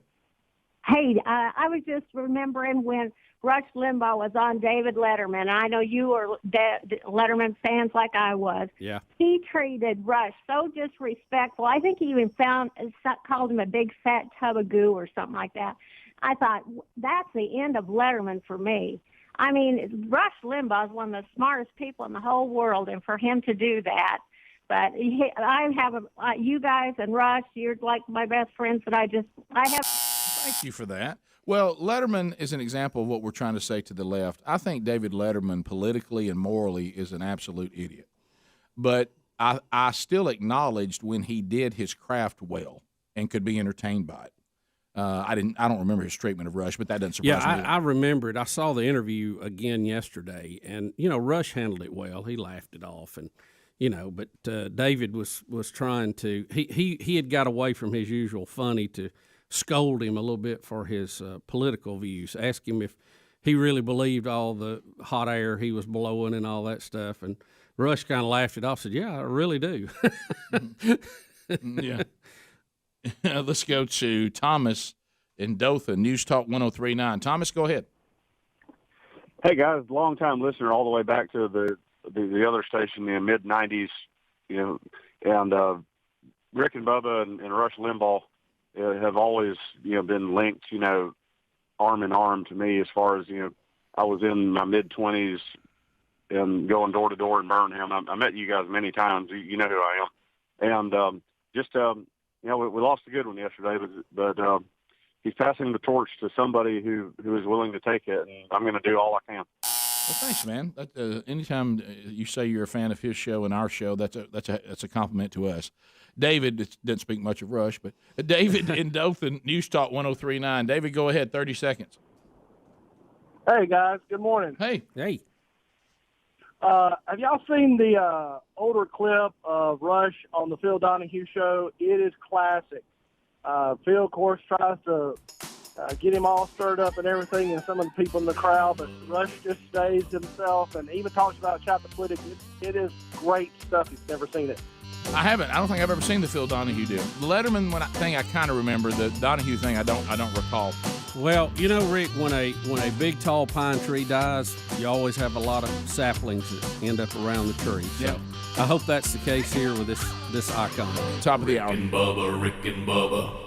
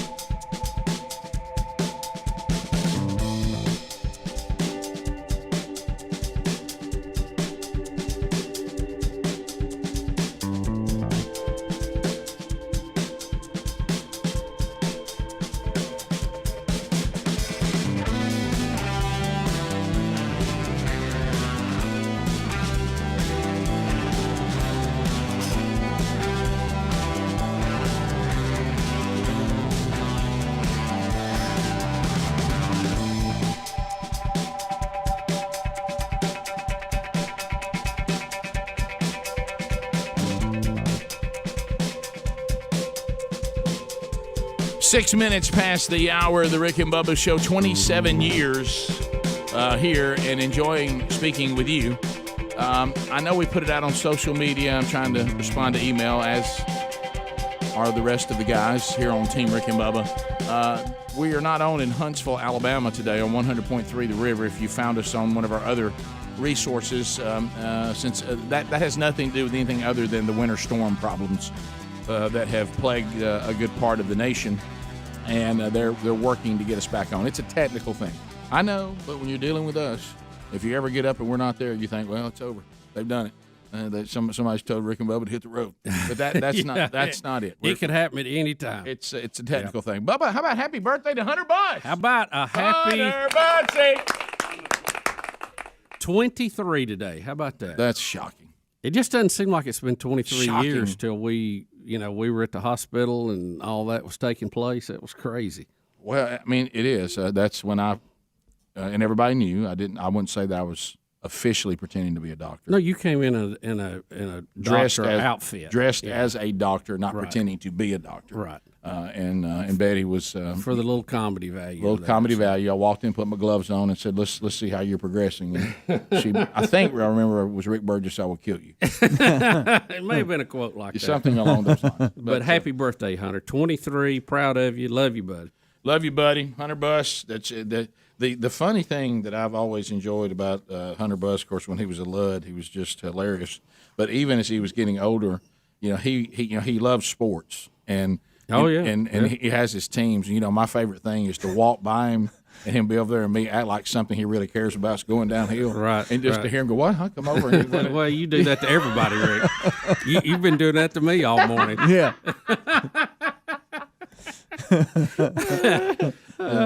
I expected it, though, so I was prepared. Oh, you were. I noticed, though, what you tried to do today with the earthly death of Rush Limbaugh. You tried to go ahead and see if you could minimize my attack on you today, right? By putting that, guys, I want you to know I'm really down about this. Yeah. I tried to paint the picture. Don't get on me too bad. Let me tell you something hilarious. Now I may have, and I hate to mix that in with Hunter's birthday, but anyway. Yeah. All right. So that's the good news today. That fires me back up. Yeah. Mm-hmm. So happy birthday, Hunter Buss. So let's look. I'm gonna hand this over to Helmsley. He's not gonna believe this. So we have a group text called Team Rick and Bubba. Mm-hmm. Okay. Now, if you can explain to me what happened in here. So last night, Bubba starts sending stuff out about this, and for a minute, I don't know what's going on because hand this over to him. You look at it too, Bubba. Mm-hmm. I mean, Speedy. Look at the name above Bubba's comments in the group text. Now, this is a group text I've had established, for weeks now, and now last night, Bubba's comments are coming to me under a different name now. How in the world can that happen? What? Yeah. How? What name am I? You're Rick Carley, for some reason. Rick Carley. Yeah, and it started last night, and I don't know how in the world, because I started thinking to myself, why is Rick Carley making so many comments about Rush? and I looked down and I realized, wait a minute, this is Bubba, and now his name has changed to Rick Carley in the group text. Gosh, how did that happen? It's like the contact has Rick. I mean, it's how like did that everything's happen? changed. I don't know. How does something like that happen? I don't know. Unless you try to combine some kind of. You want me to change it back for you? I'd like for you to look up the real Rick Carley. See, let me tell you, I was interacting. Some of y'all don't know who I'm talking about. This is a sign we should all reset our phones. Right. Rick Carley was a longtime sports anchor in the Birmingham area and in the state of Alabama. Now he's back on now doing regular news. Yeah, I don't know what exactly. No, he's just doing his own thing now. No, he's back on. Is he back on? Yeah. Okay. Oh yeah. Well, anyway, let's just text and ask him. Well, yeah. When Dad got the latest, no idea where his contact. The latest award, that lifetime achievement thing, he reached out to me. He texted me and I texted you. Right. So I built his contact. Right. And that's why I have his contact in there, because I don't think I had his cell before that. And all of a sudden, now here's what's weird, Bubba. This group text has been operating for a while with us in it. It's not like I just created it, but every time you would comment, only as of yesterday, all of a sudden start coming in like Rick Carley's not even in our group text. Yeah, well, here's the bad news: is you no longer have Rick Carley's info. Well, that's because fine. Under both Rick Carley and Bill Bubba Bussey, it's the same exact phone numbers you have for him. So how's that happen? It sounds like you combined. I don't know. I don't know how. I don't know. I guess there's something you could do, and you've accidentally done it like in your pocket or something. It kind of did it that way. Yeah. Instead of butt dialing somebody, you have rearranged Rick Carly and Bubba's numbers. You really isn't that weird? You're butt organized. Guys, picture How me. do you do that? Picture me last night How going. do you do a butt organization? No, picture me last night. Picture me last night looking down, going, "Well, Rick Carly's really upset about Rush." I didn't know Rick Carly was. Didn't know he was in our group. All right, try this. Try deleting Rick Carly altogether, and then I'll send him a new contact for him and see if he can add it that way. Yeah, I'm good. I mean, well, no, we want to. Oh, we're you got playing it for with some it now, reason. Rick. Hey, well, I told you I had it. No, I'm sending it. Right? Okay. Yeah. Don't you dare. Okay. But I mean, you couldn't have. It couldn't be more. I mean, it is Bubba too. I would just say I communicate with Bubba a lot more than I do Rick Carly. Sure. I mean, so let's get the Bubba one fixed. And right. Well, Bubba's in there. No, Bubba's in there. Well, yeah, but I don't want to have to call him Rick Carly all the time. I just sent another one. Have to. I just sent another one. Did it come up as me or Rick Carly? Is that not weird? Oh my goodness! Inside a group text, it's not even like it was some individual. Bubba, you just came up as JJ Pruitt. You think that's bad? Good. Oh my gosh! Now he's Pam Huff. I know we're hitting a lot of local stuff here, but it's funny. Love you, JJ. Let's go to. Look, I'm honored to be Rick Carly in your text, right? Jason, wow, you got a lot of things open. Jason, go ahead. Jason. Yes, sir. Hey, just wanted to know about the picture because I was tubing this morning. I loved it. And I want to know, was that the debut of Bucky the Beaver on the EIB network? No, it was actually Dip and Dan. Dip and Dan. We started that, and because there was only one gold microphone, so I came over there so I could be talking in it too. Yeah. And I got Rick tickled. So then, of course, I just was trying to get him down, and I just kept doing more of it. Oh, yeah. Yeah, it was a great moment. We were laughing pretty hard. Brett in Montgomery. Brett, go ahead, buddy. Hey, sometimes whenever someone sends a contact using iMessage, the link, if you save that contact, is saved to that person's number. So if the contact changes their number, it will default to the person's phone number that sent it to you. I don't even know what you just said. I'm so sorry. I actually stopped listening about a quarter way in. It didn't because I didn't understand any of it. And I do that. That's on me. That's not on you. Sir, you might as well have been speaking Chinese right then. Right. But I understand what you said. I don't know why it would do it that way. But anyway, maybe did you get my last text I sent? He did, and. But I sent a selfie to everybody. Yeah, Adler, that's great. All right, guys. I just want my group text to be right. All right, so.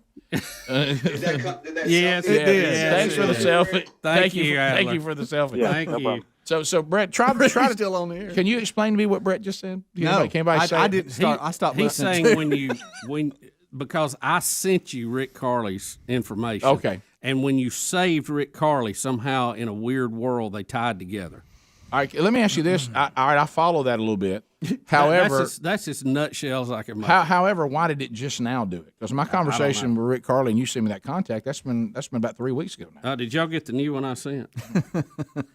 I did. The weird test. thing. I'm doing Bubba test. Yeah, I got now. you. You're Bubba now. You're Bubba. The weird thing about that, Rick, you'll notice it too. Is so what I did was I removed the Rick Carly contact. Okay, and then exited out of message and then came back in, and it had Bubba up there. Okay, but it removed all the previous things from that group. Isn't that funny? So that's weird. Yeah. Wow, well, that's all right. As long as I've got the group back, I'm really okay. I can't think of anything I want to go back and look at. Really? But well, I mean, honestly, as far as the group, I just thought that was strange. That group stays pretty current. A lot going back and forth. Because let's face it, in that group, for it all to be erased, not so bad. True. There can be a little fun going on in that group. All right, we'll come back. I just updated my profile picture. Okay. We'll See if mine. I sent one more just to be sure it's okay. Oh my gosh! Now you're Jim Dunaway. All right. We'll take your phone calls when we come back. Rick and Bubba, Rick and Bubba.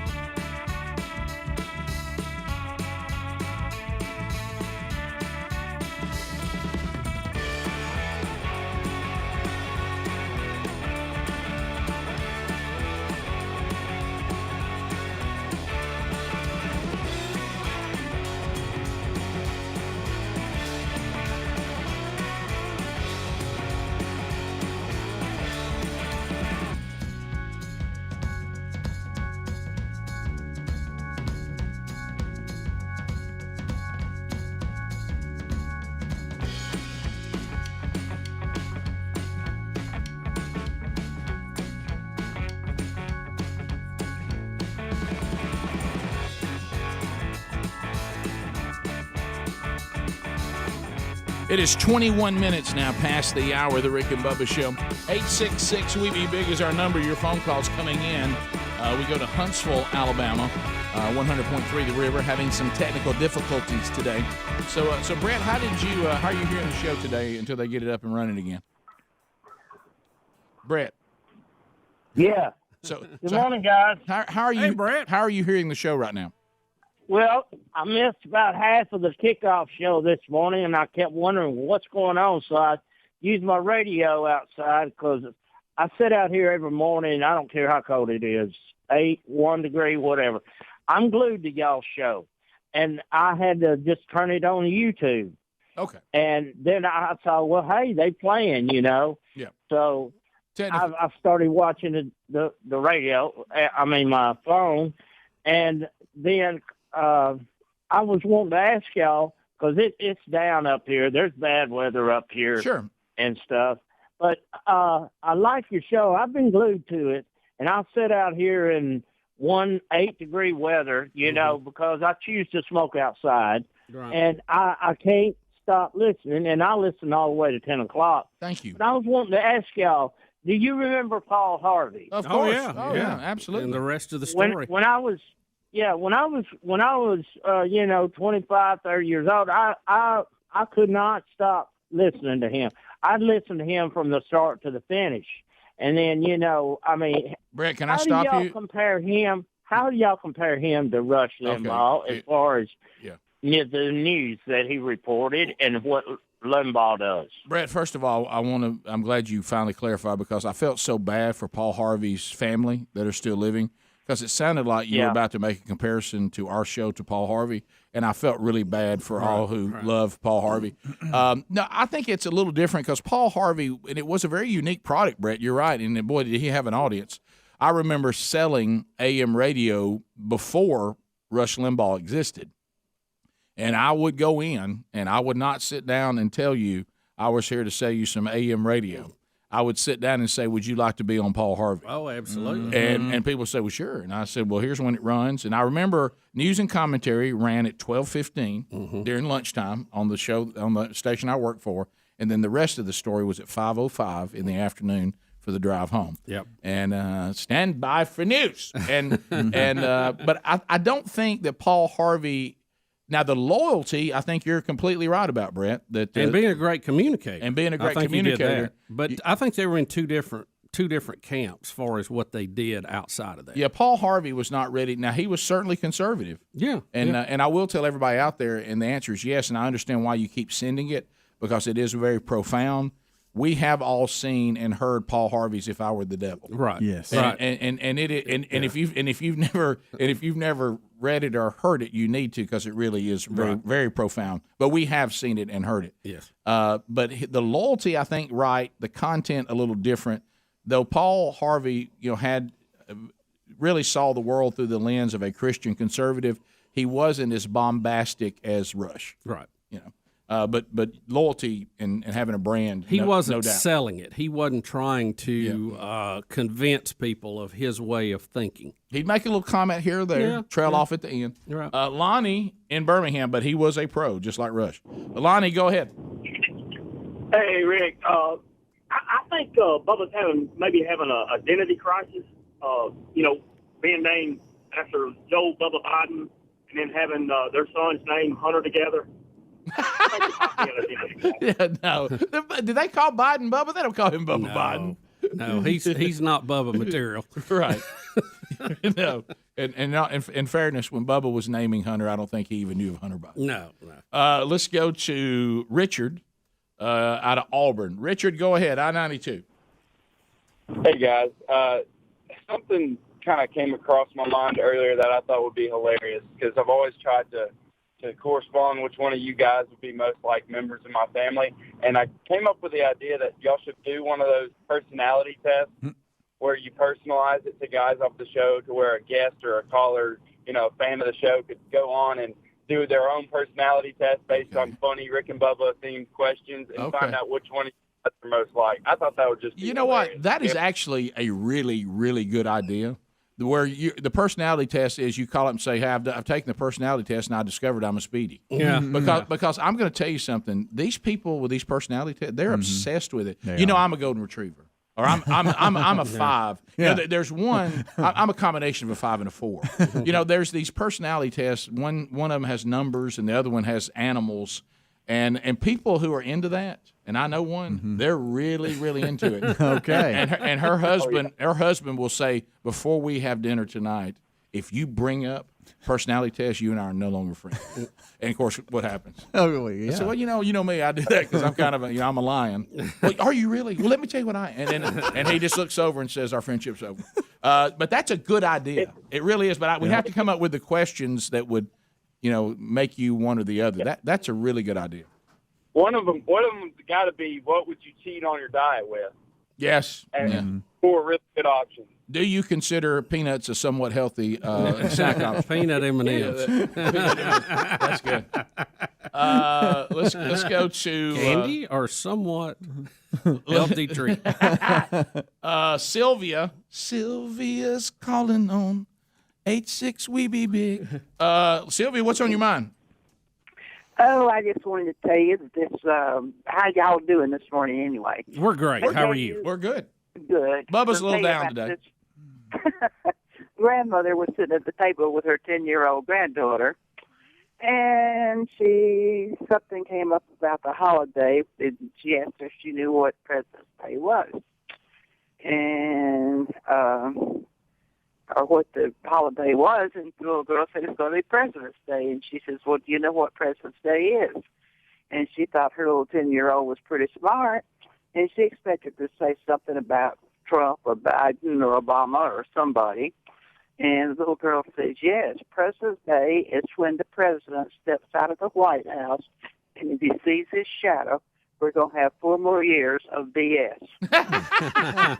Long way home, but that's good. You know what? I think she probably heard that from somebody. To Dee Dee in Illinois. Dee Dee, welcome to Rick and Bubba. Okay, I got your stories about the peepers. The fellow was wondering what the peepers were. The frogs. Oh, the frogs. Okay, yes, I'd forgotten about that. That's been a little while ago. But you know what? He probably will not hear them if he lives in the South, because up here it's cold enough, these things have to hibernate. Then when the ground and the water starts warming up, they come out of hibernation and they peep, peep, peep, peep. And my mother always said, after the frogs start squawking, the first time you hear them, they have to look through eyes. It has to be cold enough. You see, everybody's watching tributes to Rush Limbaugh. Y'all, can somebody help me? I couldn't follow. Yeah, the topic that was on the board. Hams, hurry with breakfast. Said nothing about peepers. Yeah, I mean, Jeepers Creepers. I didn't know it was about peepers. Bottom of the hour. Rick and Bubba, Rick and Bubba.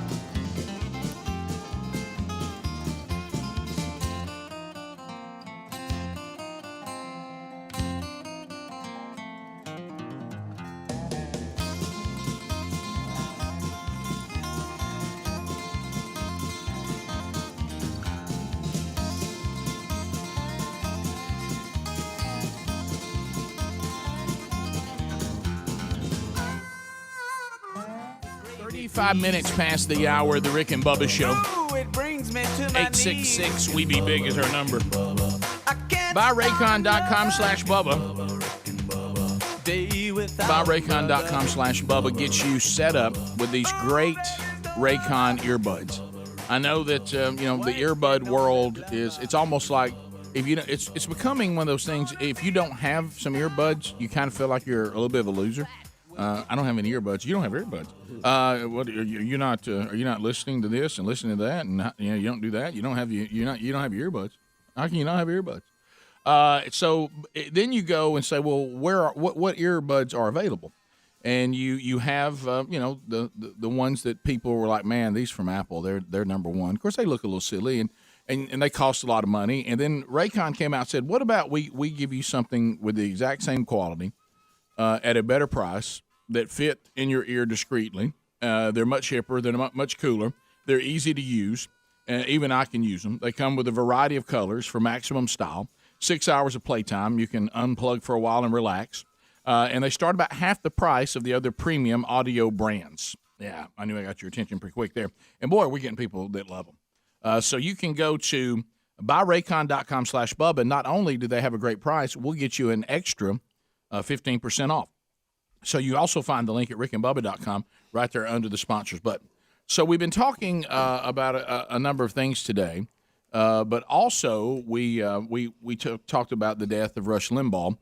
Since he died yesterday, and his wife got on his show and announced that, and then people have been doing tributes and talking about this, and we've done that too, and talked about what he meant to the industry, and our connection. We got to go up and do the show from the studio and all those. If you have the Tonight Show, and the host of the Tonight Show dies, you just say, well, I wonder who the next host, as we've seen, or retires, will be for the Tonight Show. But when you think about this show, the Rush Limbaugh Show, so now I'm thinking about business, Bub. I'm thinking about there's radio stations, over 600 of them, across this country that realizes, even though there'll be tributes today with guest hosts, and they say they're going to do that till further notice, until the audience is ready to move on, I think was one of the terms. Right. But I know you don't know these things. I'm just asking in a discussion. So if my 12 to 3 Eastern time, 11 to 2 Central time, that's when I carry him live. And what am I thinking? This slot, I'm not going to just have a new host. This is going away. Will I have a host that tries to be? You can't be Rush Limbaugh, so it can't be called that. Could you hang on to the EIB network, and I'm the new host of this slot, and I'm a product of EIB? What's going to happen from a business standpoint here? Yeah, I don't know who will inherit that part of it. I don't know if it'll be his wife, his brother, combination. I don't know how all that's set up, but I will speculate that the EIB network will stay in place, that they will do a series of best of and guest host. Well, they're going to do that for sure. Mm-hmm. We know that. Yeah. And I think, wow, Siri decided to tell us about it. Well, how about that? My phone dialed 911 the other day, too, accidentally, like Greg said. Did you I hear don't know that, what's Greg? going on with that thing. Wow, see, look, Greg's like vindicated. Mm-hmm.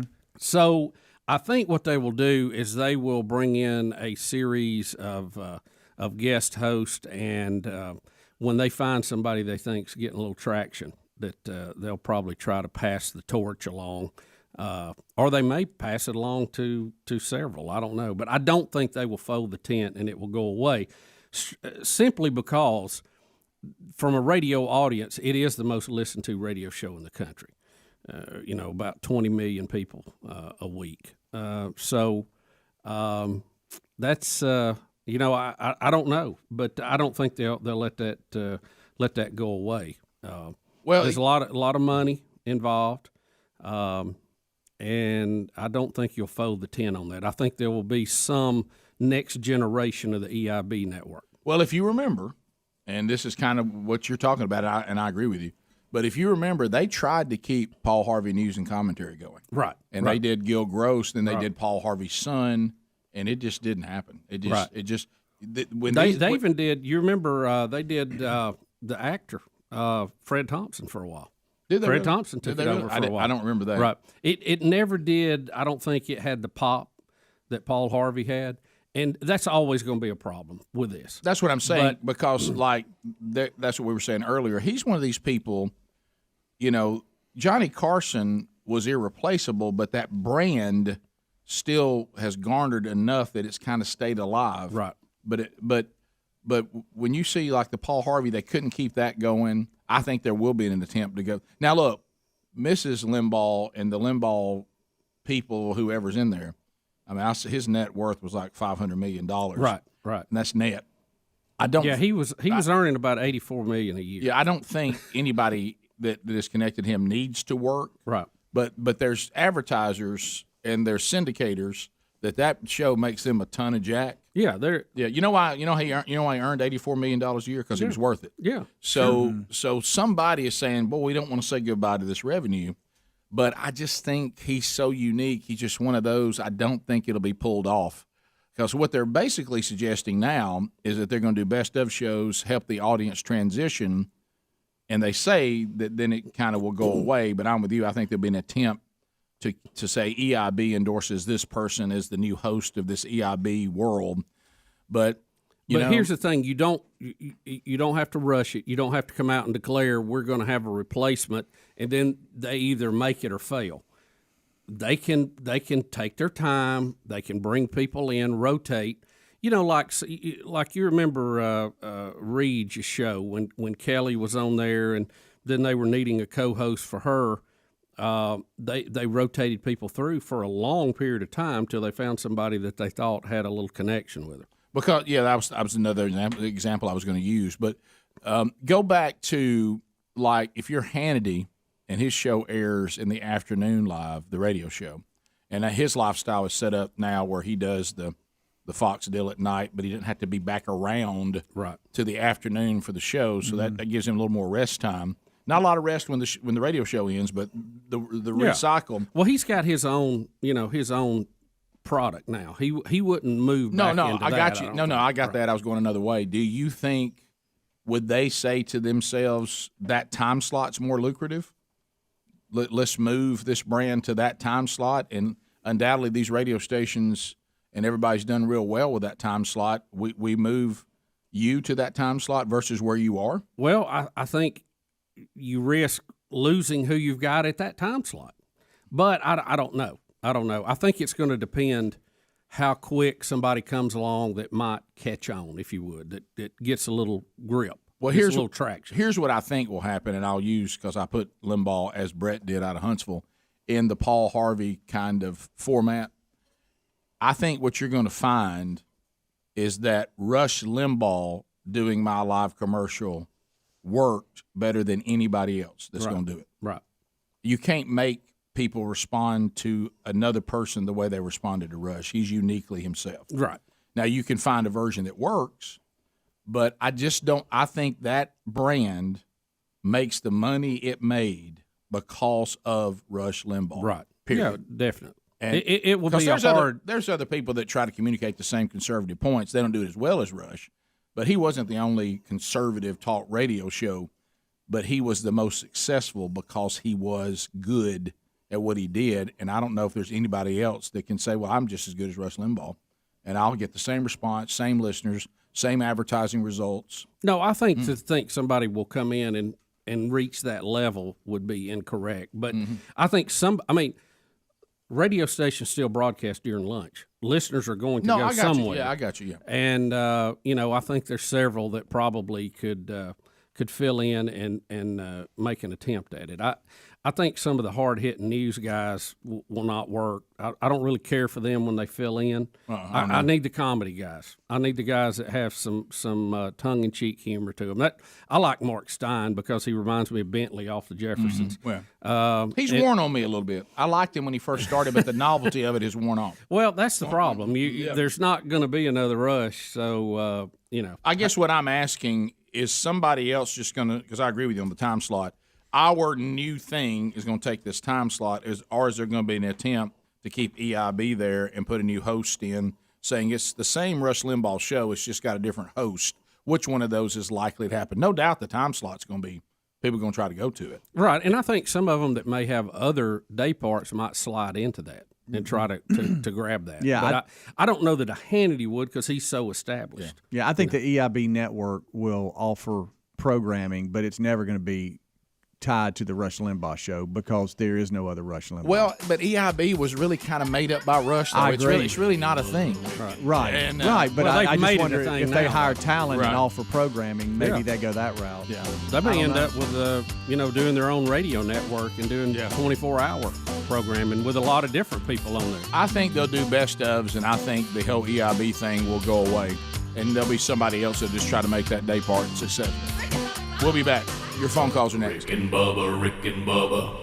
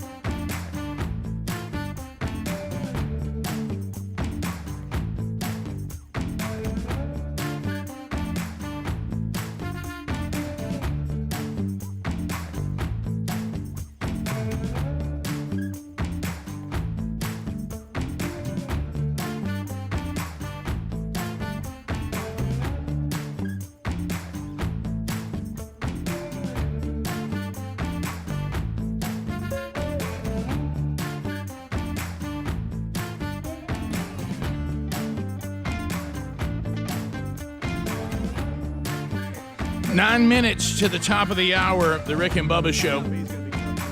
866-WE-BE-BIG is our number. Still to come in the program, we talked to brand new Senator Tommy Tuberville about everything that's going on in Washington. Are you liking a new job, Tommy? We'll talk with him coming up a little bit later on. Also, Rick and Bubba University, the podcast, we record another one of those today, and we're actually going to talk about the vaccine, and we're going to talk to Dr. Michael Sag coming up on from UAB, and we'll talk about how's it going with the this is his expertise with the vaccine. We'll talk about some of the concerns people have, anything legitimate about that, the rollout, how long does it last, all that kind of stuff. So we'll talk to him coming up. The Bible study from yesterday, session 9 of Knowing God, is now available on our YouTube channel. If you missed it yesterday and haven't grabbed the archive, it is available on our YouTube channel and our podcast channel today. Let's go to Tony out of Helena. Tony, welcome to Rick and Bubba. Go ahead. Hey, guys. How are you? Fantastic. Hey, I think if they don't convince Hannity to take that slot, I think there's one man that could fill Rush Limbaugh's shoes, and he already lives in Florida with 74 million supporters, and that'd be Donald Trump to take over the EIB network. That's actually a really good idea. Washington Times actually put that out that he's rumored to be the replacement. Now that's a columnist who's just kind of like giving their opinion. I understand the love for Trump, but I don't know that he would be a radio guy that could do that day in, day out. So you touched on something, and I agree with. There's something about this industry, and I'm speaking of radio now, not like the world we're in now where we say I'm a content provider and everybody and their brother can do a podcast. I'm talking about radio people. They're different and they're unique, and Rush came from the world of radio. Right. That's why he did a radio show as well as he did it, and frankly, didn't care for the TV run that he did because he couldn't grab that same thing that only radio has. So this thing of going out and grabbing a celebrity like that or grabbing a person that's come through from the TV side, I'm telling you, it won't be the same. It won't work the same. They need to find a seasoned radio person that also can communicate as well as he did and from that background. Just because you're in the news world and politics world and people may even like you, it doesn't mean you can do a radio show. And it's a little different skill set. Yeah, for any long period of time. Yeah, and I think what we're talking about is the EIB network was what you said earlier was created by Rush. So when, we always talk about a replacement for Rush, that there will never be a replacement for Rush, but will EIB exist further on, or are they going to say, you know what, our programming is over as well? Yeah, I'd have to see how that is set up because honestly, now I could be completely wrong modern day. I know I'm right in the past. We used to say the Rick and Bubba Radio Network when we didn't have any affiliates. Yeah. Okay. And Rush had a syndication deal with another party. EIB did not syndicate the Rush Limbaugh Show. EIB was what he referred to his team as. It really isn't. It isn't a syndicator. It doesn't really exist as we just need it like the Tonight Show. It really doesn't. So I don't think we're going to see. You just wonder if a powerful host will now enter that day part to take care of that gap. Now that of all of the affiliates that are automated looking just for programming, going, how are we going to fill this? Yeah, I think we're kind of talking about two different things. Yeah. No doubt there's somebody that says, I'd like to be the next host that owns that day part. Yeah. What I'm saying is I don't think EIB is partner with anything. Is a thing. Yeah. Going forward, like we just have a new EIB host. I don't think that's a thing. I could be wrong about that. Or somebody may say, you're probably right. Or somebody may say, hey, there needs to be. And they create something. I think you're going to see this whole world shut down, everybody go their own separate ways, and then another person will try to be the king of that time slot with their own show and their own arrangement. I think, is it Premier who used to syndicate him? Yes. I think they're looking for somebody to syndicate in that day part. But EIB, I don't think will be. They're just partners with Premier. Yeah. Is it kind of all Premier does is syndicate the Rush Limbaugh Show, who calls himself EIB. He really didn't have. That was just his company. Yeah, he really didn't have an EIB building. Right. It was a little theater of the mind, but it was a lot great. A lot of this is theater of the mind. Yeah. Let's go to Marshall in Atlanta. Marshall, welcome to the Rick and Bubba Show. Go ahead. Hey guys, Green Acres, how you doing today? Good. Thanks for coming. What up? Huge fan of Rush. He's going to leave a huge hole in the broadcasting world, and I think there's really only one possible replacement for him. I think it's an obvious choice. It's time to bring back the sports czars. No doubt. Franchise. Let's go to Jay. Jay, welcome to Rick and Bubba. Go ahead. Hey, Rick and Bubba, I have a question. Okay. In Rome, do hospitals call IVs force? That's funny. That's funny, Jay. That's a good question. Jay, and the fact that you would hold on to make that point, that's really good. Right. Yeah, that's funny. Let's go to Drew. Give me a 4 over here. Drew in Birmingham. Drew, go ahead. Hey, guys, I heard y'all talking yesterday about Women's Football League, and there's actually a full contact Women's Football League right now called the WFA. Y'all should look it up. It's pretty funny.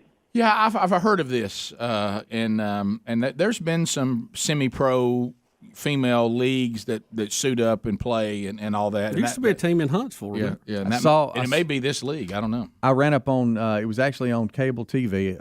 They were showing one of these games. Yeah. Now, that ain't the one Greg was talking about. No, it's not. No. Greg was going another way. Yeah, right. Yeah.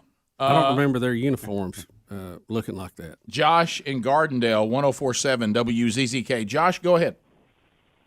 Hey, Rick and Bubba. Hey, buddy.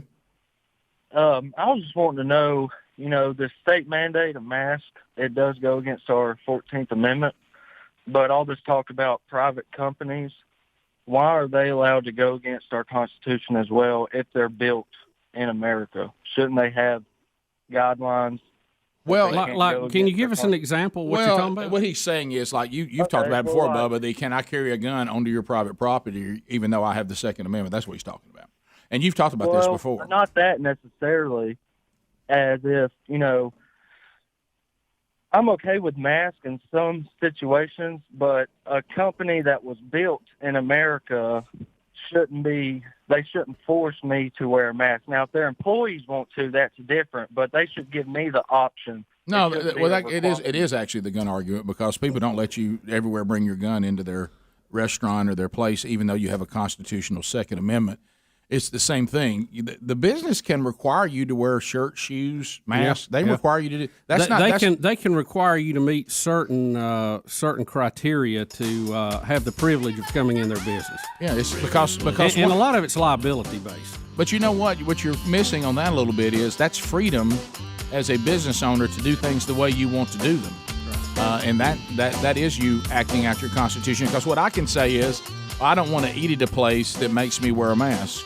I'll go find a place that doesn't if one ever exists. And one could exist. Top of the hour. Rick and Bubba, Rick and Bubba.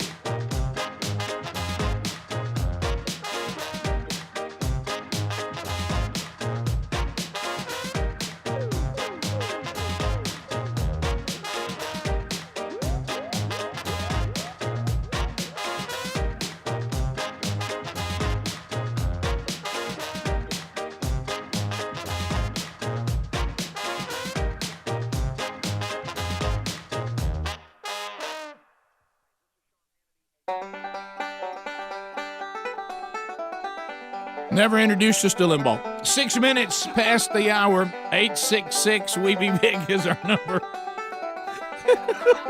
Speedy, the real Greg Burgess, Helmsy, Eddie Van Adler, and welcome back, Bill Bubba Bussey. Hey, Bubba. Rick, glad to be here. Honored and privileged.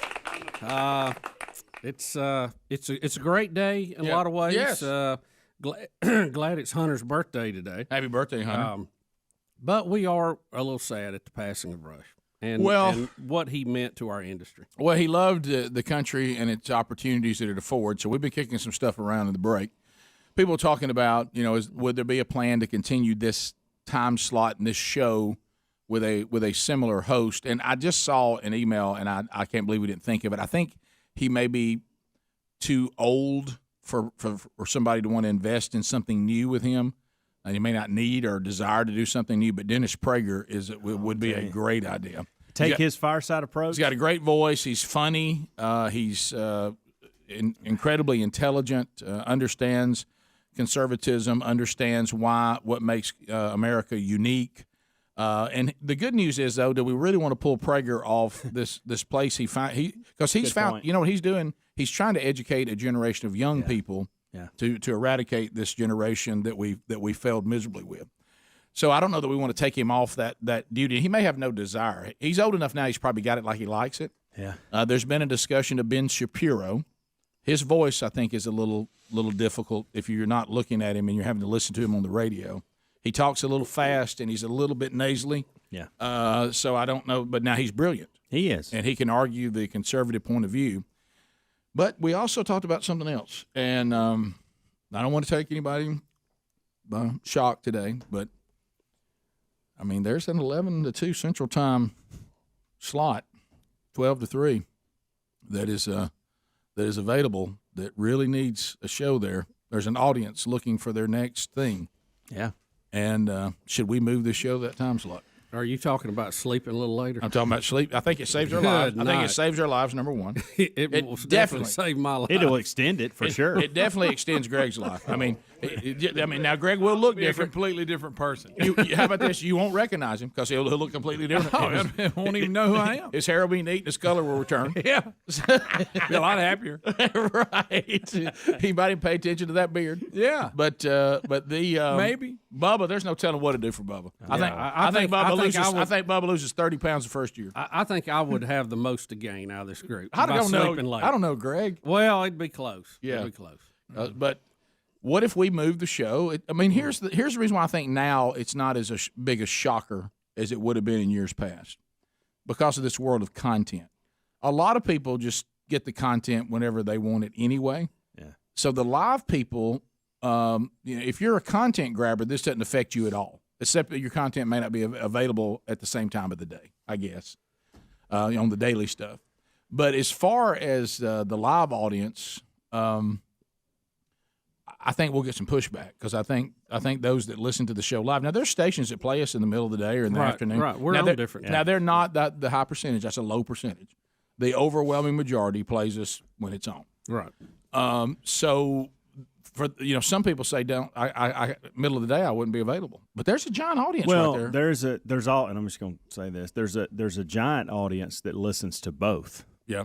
And so they're going to have to find that either in the morning or in the afternoon. Either way. So what they're saying, might as well, if we move then, they're going to find they may actually have a few more options to choose from. What they're saying in the mornings if we move. What they're saying is don't be that politician that leaves being a representative to try to be a senator. Yeah. And then he leaves that representative slot and somebody else grabs it and messes it up.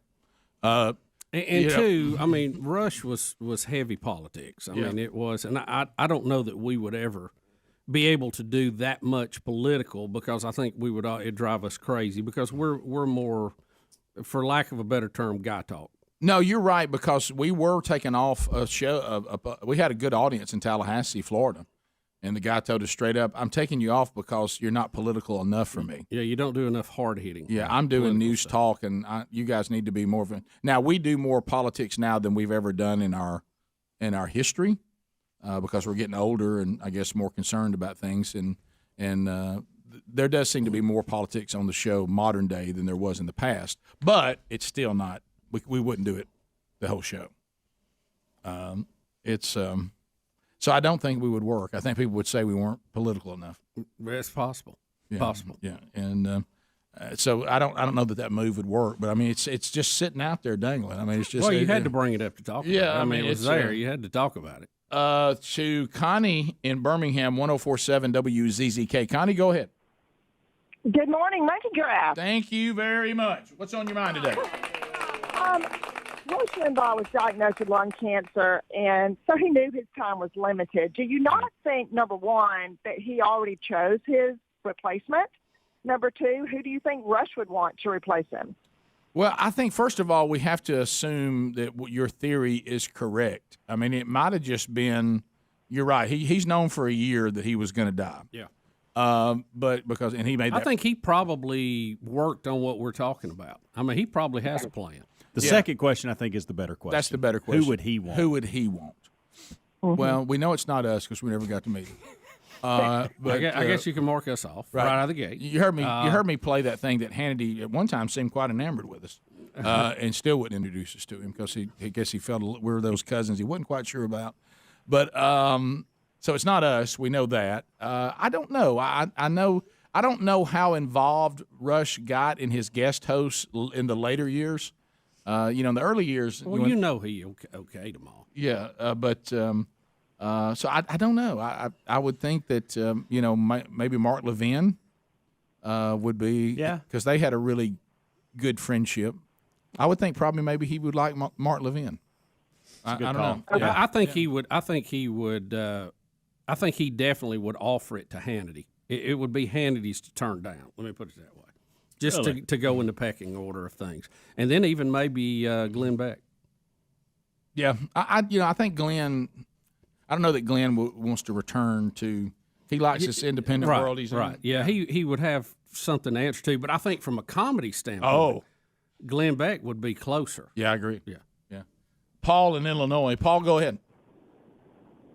Yes, sir. All I wanted to say was y'all put the Never Trumper shoes on this morning by saying that more or less he couldn't do y'all's job. What? / Rush's job. What? Where are you drawing that line? How does that equate Never Trumper? I'm a huge Trump fan, but I don't think Oh, Trump I know. can do a radio I show know y'all every are, day but and do what Rush did. what I'm saying is if you go back before he became president, the deep state or mainstream politicians and mainstream media said he couldn't be president, because he's not a politician. Well, I see. We've all been saying we didn't want a politician. I think you're making an analogy here that doesn't really work. No, I'm sitting here thinking Levin and Glenn Beck were not Trump to begin with. Right. Yeah. What he's saying is you're missing. What he's saying is we've declared, God forbid, we've declared that we think there's something that Trump might not be the best fit for. Right. And that we don't think that Trump can pull off being a radio host, and somehow Paul has tied that we're never Trumpers. We've taken on the. So that means he wouldn't qualify to be president. That's what you said. I mean, come on. No, that's not what I'm saying. How about this, Paul? I don't. I mean, he's very popular, but all I was doing is someone who's been in radio for 30-something years, and knowing that Limbaugh is a radio guy, and there's been attempts in the past to take non-radio people and turn them in to radio host, and frankly, none of them have been successful as the guys who came from radio. And I don't think Trump can do a radio show like Bubba said. He may not even desire to have that kind of commitment in his life to have to do. I'm not saying he could do it or couldn't do it. What I'm saying is y'all are, and I'm not saying you're never Trumpers. What I'm saying is you sound like what the politicians said while he was running. Oh, I see what you're saying. Yeah, well, you're saying some people didn't think he could be a politician, and you're saying now we don't think he could be a radio host. Is that what you're saying? That's what he's saying. Okay. All right, we whittled it down. I understand what you're saying. Let's put another spin on that. He can't do our job is what the politicians said and is what I heard y'all correlated to. No, I don't think we're saying it that way. I think I'm saying I don't think he could do Rush's job. Yeah. No, I mean, honestly. Well, nobody can do that. Yeah. Well, you probably read more into it. Are you a never Trumper? Yeah. My goodness, Paul. Goodness. If you doubt that Trump can do anything, you're acting like a never Trumper. I just think, like, when you heard all these people talking about Rush's commitment to the show, he was at the happiest when he was behind that microphone. Now, Trump loves doing public appearances. He loves the pep rallies.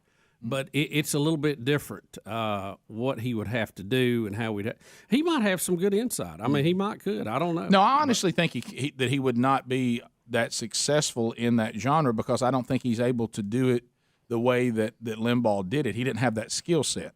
And Limbaugh could have done the things that Donald Trump could do because he didn't have Trump's skill set. I don't think Trump's skill set will work long term in a successful radio show, and I feel pretty confident in that. But it's because if you really think about it, there were things he even did as a politician. He became his own worst enemy, and he did a great job, and his policies are some of the best we've ever had, and I agree with that.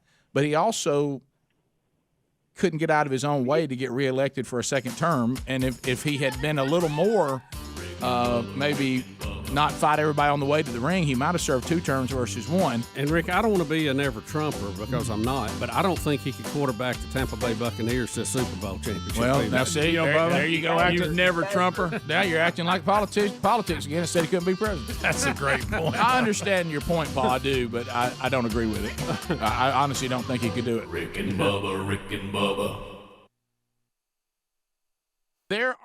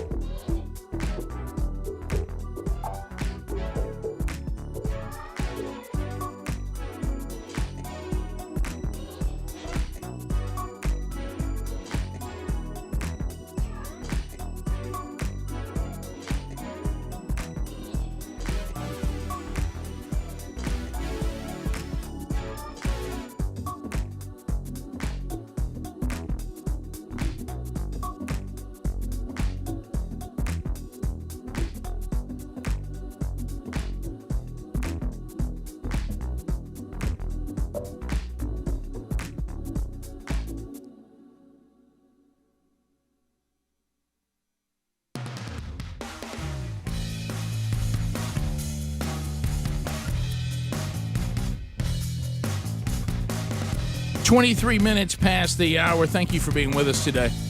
866-WE-BE-BIG is our toll-free number, and we're kind of working through it. You know what? Texas is checking in, and this is probably the answer. This is probably what needs to be done. Nick in Texas. Hey, Nick. Hey, guys. I just I already heard that Rush named his replacement. Who's that? Saban. Come on. Well, let me tell you something, Dickie Nadmeyer here. If the EIB radio network would like to continue to win again, may I suggest filling in the slot for the EIB, Nicholas Saban. Could you imagine Coach Saban rotate getting fired up about something that he wasn't agreeing with politically and going, all right now. All right. Social ain't never worked anywhere, all right? Yeah. I tell you one thing. I can't hear you. Go ahead. Hold on, put that pot up. There you go. Yeah. The thing is the ever moving of this person's in, this person's not. We got to get a call screener at some point. Greg in Chattanooga. Greg, go ahead. How you doing, buddy? Buddy, I'm doing good. It's good to finally talk to you, gentlemen. I've listened to y'all for years now. Thank you very much. Thank you, buddy. I've got a guy in mind. If it was up to me, I would. Whoever is going to try to take Rush Limbaugh's place is going to try to fill some mighty big shoes. Oh yeah. And I wish you two could take it on, but I just don't see y'all giving up that gravy train y'all got. But I've got a gentleman I used to listen to when I ran Atlanta, a fellow named Neil Bortz. Oh yeah. And a lot of markets where Neil Bortz and Rush Limbaugh competed head to head, it was a pretty close draw. Yeah, Bubba, you said you saw Neil get interviewed about Rush's death, right? Yeah, he was on Fox last night. Excuse me, I'm choked up thinking about it. Since he retired, I haven't seen him on anything. That was the first time I'd seen him on anything. Yeah, he retired. We got to meet Neil back when we were over in Atlanta on the book tour, I think it was. Well, he actually was on our show at the old studio. Right. And then we were on his show. Mm-hmm. And then we had asked to sit down and talk with him when we were contemplating changing companies to Cox Media at the time, is who he worked for. And he was very gracious to do that and gave us some, I think, excellent advice. Yes, he did. And the thing that we bonded over pretty quick with Neil Bortz is our despise of soccer.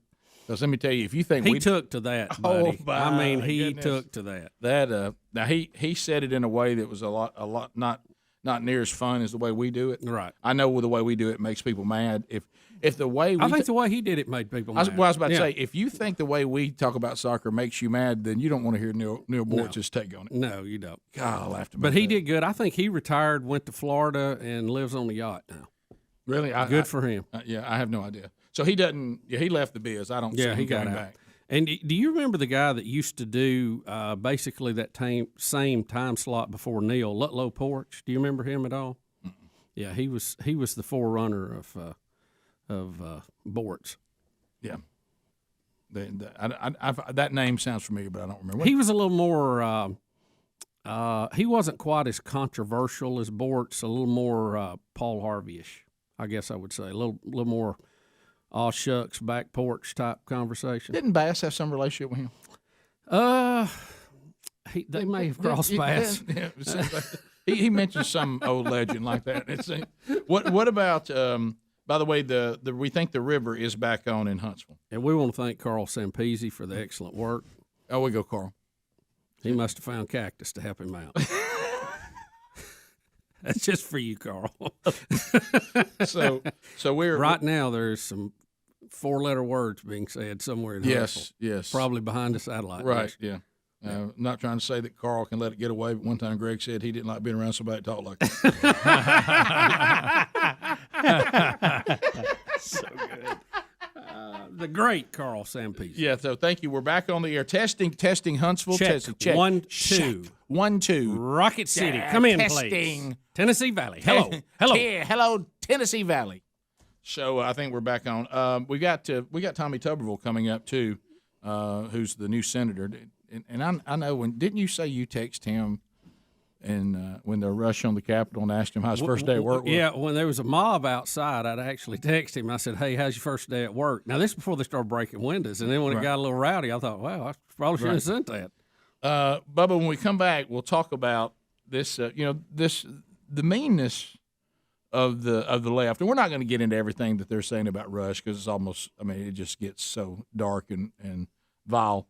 But have you seen this Bette Midler story, her comments on Texas and the winter storm and their power outages? Have you seen this yet? Yeah. She thinks God's punishing Ted Cruz in some kind of twisted way. I'm just kind of surprised that Bette Midler is mentioning God. Yeah, I know. I mean, that's just when did she and God become so chummy that she's going to give us a pontificate on God's wrath being handed out on Texas because of Ted Cruz and John? Is it how you say his last name? Corsic. No, Corsic. Cornyn. Is that just a fancy way to say corn? Cornyn? No, it's not that. I know who you're talking about, but I don't know how you say it. Yeah, but anyway, so I don't know how to say his name. It is an interesting thing, but like people were pointing out, the power plants in Texas are not built like they are in New Jersey, because New Jersey is built for New Jersey weather and Texas plants are built for Texas weather. They don't have a lot of snow there, Rick. I don't know if you've ever noticed that. Yeah, so we'll weigh on the lower parts. On the all-loving left. Again, we come back. Rick and Bubba.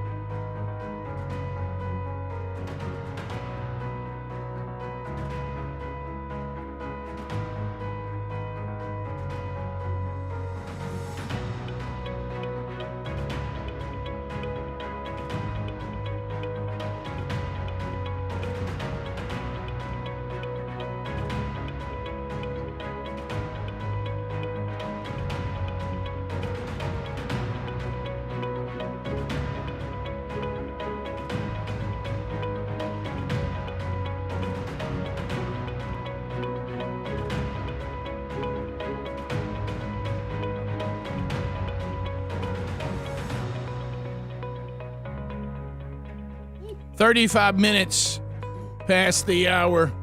The Rick and Bubba Show. 866-WE-BE-BIG's our number. MyPillow.com teaming up with the Rick and Bubba Show, and glad to have them with us.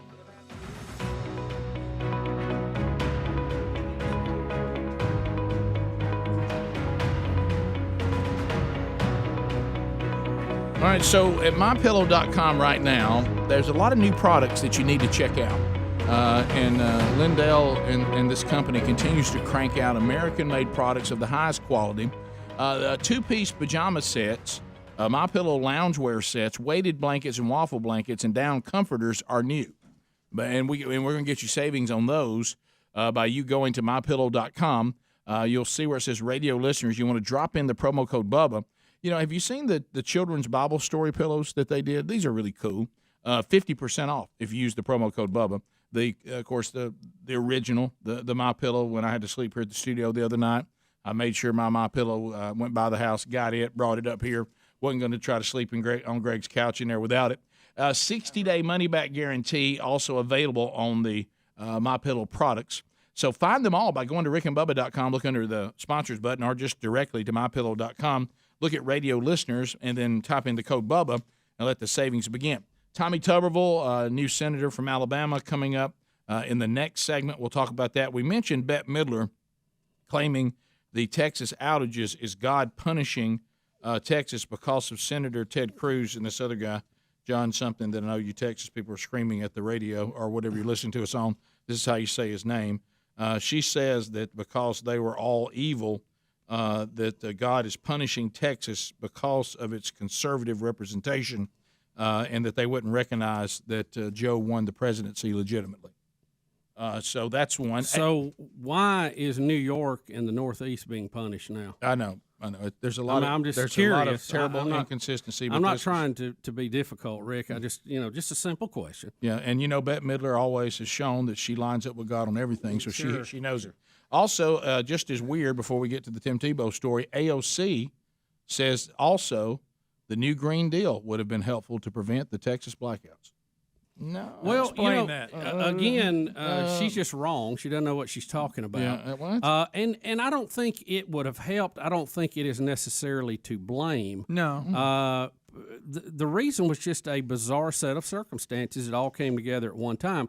Now, the fact the windmills are froze up, but now we have windmills in other cold weather places, and several people had emailed and said, hey, how can Norway and Sweden and all these places? Well, I looked into it. They actually have de-icers on their blades. And in Texas, it's quite a bit more expensive to put de-icers on. Okay? Think about this. If you're in Texas, do you invest extra money to put de-icers on? Same thing here where we live. We don't have all the equipment for the roads and stuff because it doesn't make any sense. And just like there too, you don't heat the natural gas lines, you don't heat the pumps, you don't do that because they're set up to cool the pumps because they run in 120-degree weather most of the time. Yeah. So it's very difficult to do it for both. And this is an extreme. Rare. People are losing, it's a terrible situation. But we just normally do not have the entire state of Texas, even down to Mexico, that are having winter storm warnings. Yeah, just don't have them. Yeah, I mean, the windmill thing, and what are they, 10% or less? I mean, you got bigger problems than windmills down there. And again, like you said, it's because you're not going to spend that money and pass that cost on to winterize everything because you don't deal with these temperatures normally. No, I mean, this has been a record thing. That's terrible because they're still without power and it's causing death and a lot of issues. But there's just no way that if you're in Texas, you can plan for that because it's a lot more likely that your things are going to go offline when it's 120 degrees out in the desert. Yeah, it's built to handle that. Right. But it's not built for New this. Jersey plants wouldn't work. New York plants wouldn't work. Pennsylvania plants wouldn't work in 110-degree heat. Right. It's just you can't engineer for both. It's not feasible. Well, AOC, financially. AOC is just trying to set you straight. Well, she probably can tell you how to mix a drink, but I don't know that she's expert on energy. Bubba, he's a the Tebow era in professional baseball in case you didn't know, is over. I got Tebow. He shattered the mold. Tebow stepping down. All he does is win. All he does is win games. Listen. I got Tebow. He shattered the mold. And all he does is win. All he does is unleash. Tim Tebow, let him go. It's time. Turn him loose. Let him play. Let him play on Sunday. Unleash. Tim Tebow, let him go. It's time. Turn him loose. Let him play. I'm going to church Sunday. Run, pass, option. I think that's my game. I guarantee you that. I'm no John Elway. He's rewriting the book. Week in and week out. He's a unique football player. That's what Tim Tebow's all about. He's a gamer. He's a baller. Playmaker. Shot caller. He's a gamer. He's a baller. Playmaker. Shot caller. Unleash. Tim Tebow, let him go. It's time. Turn him loose. Let him play. Let him play on Sunday. And all he does is win. All he does is win. One more day, one more win. All he does is win games. It don't rain on Tim Tebow. Everybody. It's Tim Tebow's on the rain. Yeah, yeah, yeah. It don't rain on Tim Tebow. It's Tim Tebow's on the rain. So Tebow says, I gave it a run. I am retiring from professional baseball. I've loved every minute of the journey. And he says, if I can't devote 100% of my time to something, I don't want to be partially in on anything. Thank you again for everyone's support of this awesome journey in baseball. I'll always cherish my time as being in the Mets organization. And he thanks those who gave him a chance at it, says he's made his run at it, and, you know, the setbacks with the pandemic and all this stuff. And he did reach AAA in 2019, far exceeding expectations when he first entered the system in 2016. I can't believe it's been that long now. Mm-hmm. And they're saying the team says he ought to be proud of how he did. Team president passing out those compliments. So it's over. Are you a little surprised that he's quitting now? The timing of this, I guess, spring training's coming up, so it was time to commit or not commit, right? Yeah. I'm a little surprised it hadn't happened sooner. Yeah, I thought that his age, you know, I think he had to move quick at his age to still be in his prime, but if they ever have a chance to roster make it. spots are limited right now too, with all the, you know, they've restructured a lot of the minor leagues. Yeah, so they did a lot of teams. There's not as many. There's a lot of spots missing that used to be there prior to the pandemic. And as we were discussing in the kickoff hour, you know, there are a lot of guys that are in their teens, 17, 18, 19, 20, 21, 22, that have been doing it all their life. And when Tim Tebow is sitting there on SEC Nation every weekend during college football season, they're overseas playing in winter ball. Yeah. And you can't keep up with that. And if I'm an organization too, which one do you think I'm going to go with? I don't care how much talent you got. I mean, all the guys there have talent or they wouldn't be there. Yeah. So what dedication level has Tebow had? I think they finally had to look at that too. Yeah. Yeah. Yeah, he's at a disadvantage, as he said, if he's not playing it and working on it year round. And he probably has gotten to the point he's married now. Yeah. And I will tell you that his wife's getting on his tail about it. Greg. But having people who had sons and knowing people that had played in the minor leagues, we know firsthand somebody who probably had a chance to make it, but said, I got married in my early times in the minor leagues, and I just couldn't live that life and be a husband and be a dad. And, you know, he's married now. Miss Universe, and I knew you'd get that in. Mm-hmm. Well, I mean, but the bottom line is, I don't think it's true, right? Minor league baseball doesn't lend itself to being in a family. No, and unless you've got this huge signing bonus, they make nothing.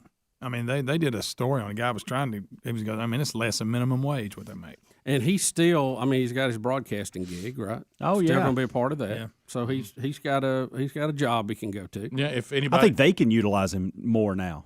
I mean, I think he's. I mean, we see him all the time popping up here or there, not just on the SEC Network, and I'd like to see him more, and I think they'll utilize him more, especially since Fox seems like they're ripping everybody away from ESPN these days. Well, or not. I mean, Tom Rinaldi doing tear jerking, eye jerk, however you say it, tear jerking material on Fox now during. Did you say eye jerk? During NASCAR. That's kind of violent. Yeah. That'll hurt. I mean, I know. Yeah. Tom Rinaldi had me squalling on NASCAR this past week.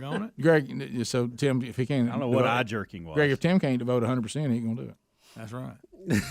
He's trying to get you, Greg. I mean, come on. He's setting you up today. Well, I'm going faster, stronger. The SEC Network, I'll be all about it. I got to work on it. Give me Helms is talking about eye jerking in Tim Tebow's voice. You know, it's kind of eye jerking that I have to quit. I know you're upset about it. Well, you said tear jerking the first time, and I thought, well, that must not be what he wants. And because that's not real hard. And then you didn't feel comfortable with it. I don't know why. You tried to go another way. I'm so upset about Rush. I can't handle it. Senator Tommy Tuberville on the show coming up next. Rick and Bubba, Rick and Bubba.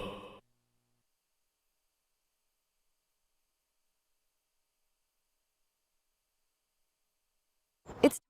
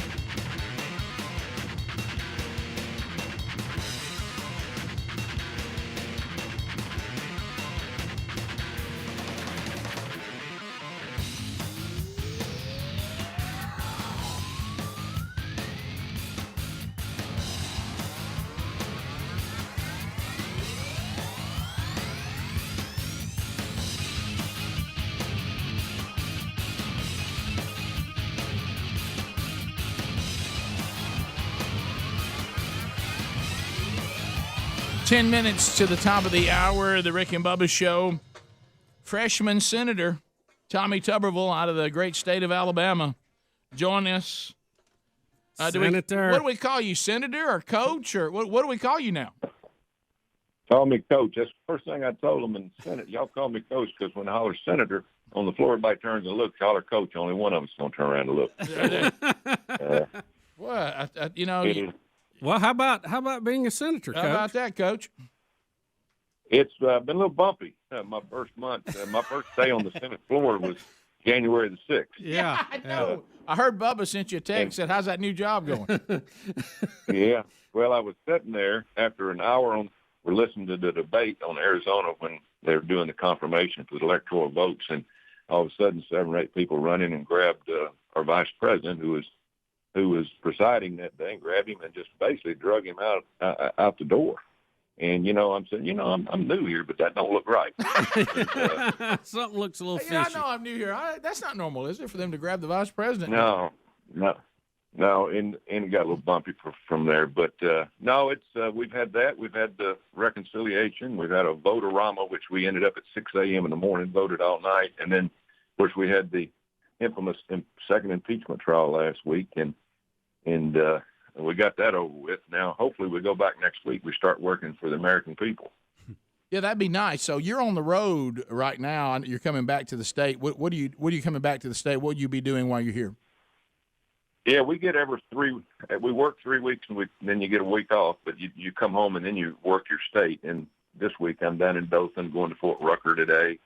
Enterprise will drive over to Mobile tonight and go through Austell, the shipbuilding company, and the port. Senator Shelby's done a great job down there, and that's going to raise our GDP. There's no telling how much our GDP in the state of Alabama will go up when they dredge the port and we're able to ship out cars. We make 1 million cars a year, and they all go out of Savannah right now, but they'll eventually leave out of the port of Mobile. And Senator Shelby has done a great job there. So just when I come home, I spend at least 3 days around the state talking to people and listening to their concerns right now, and hitting hospitals too, trying to figure out about the vaccine and what we need to do.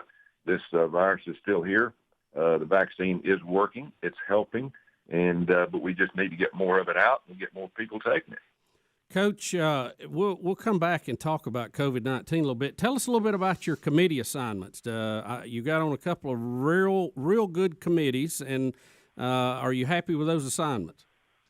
Oh, yeah. I tell you, it worked out really good. I wanted to be on Armed Services Committee. We're a military state. We've got military bases all over the state of Alabama, and, of course, Huntsville that's where it all starts. And so I got on the Armed Services. I got put on a subcommittee last week, which was Strategic Forces, which really affects every base in the state of Alabama, and we'll be able to do a lot of work there. I got on the Veterans Committee, which helps veterans, and that's, my dad was a veteran. He died in active duty, and, I'm going to have some say-so about the VAs that we have totally destroyed, over the number of years. And, if you want socialized medicine, get you a mess of that VA, because that's exactly what it is. Mm-hmm. It runs slow. It's in some areas it's not very well run. Our veterans sometimes take 6 months to get an appointment. So, I'm anxious to be on that one. I'm on the Health Education Committee, which has to do with the pandemic. And then, of course, education. They wanted me to be on there for being 40 years in education, which education to me is a key to freedom and success. And we have absolutely destroyed our education system in the government education in the last 25, 30 years. And I hope to make a difference there.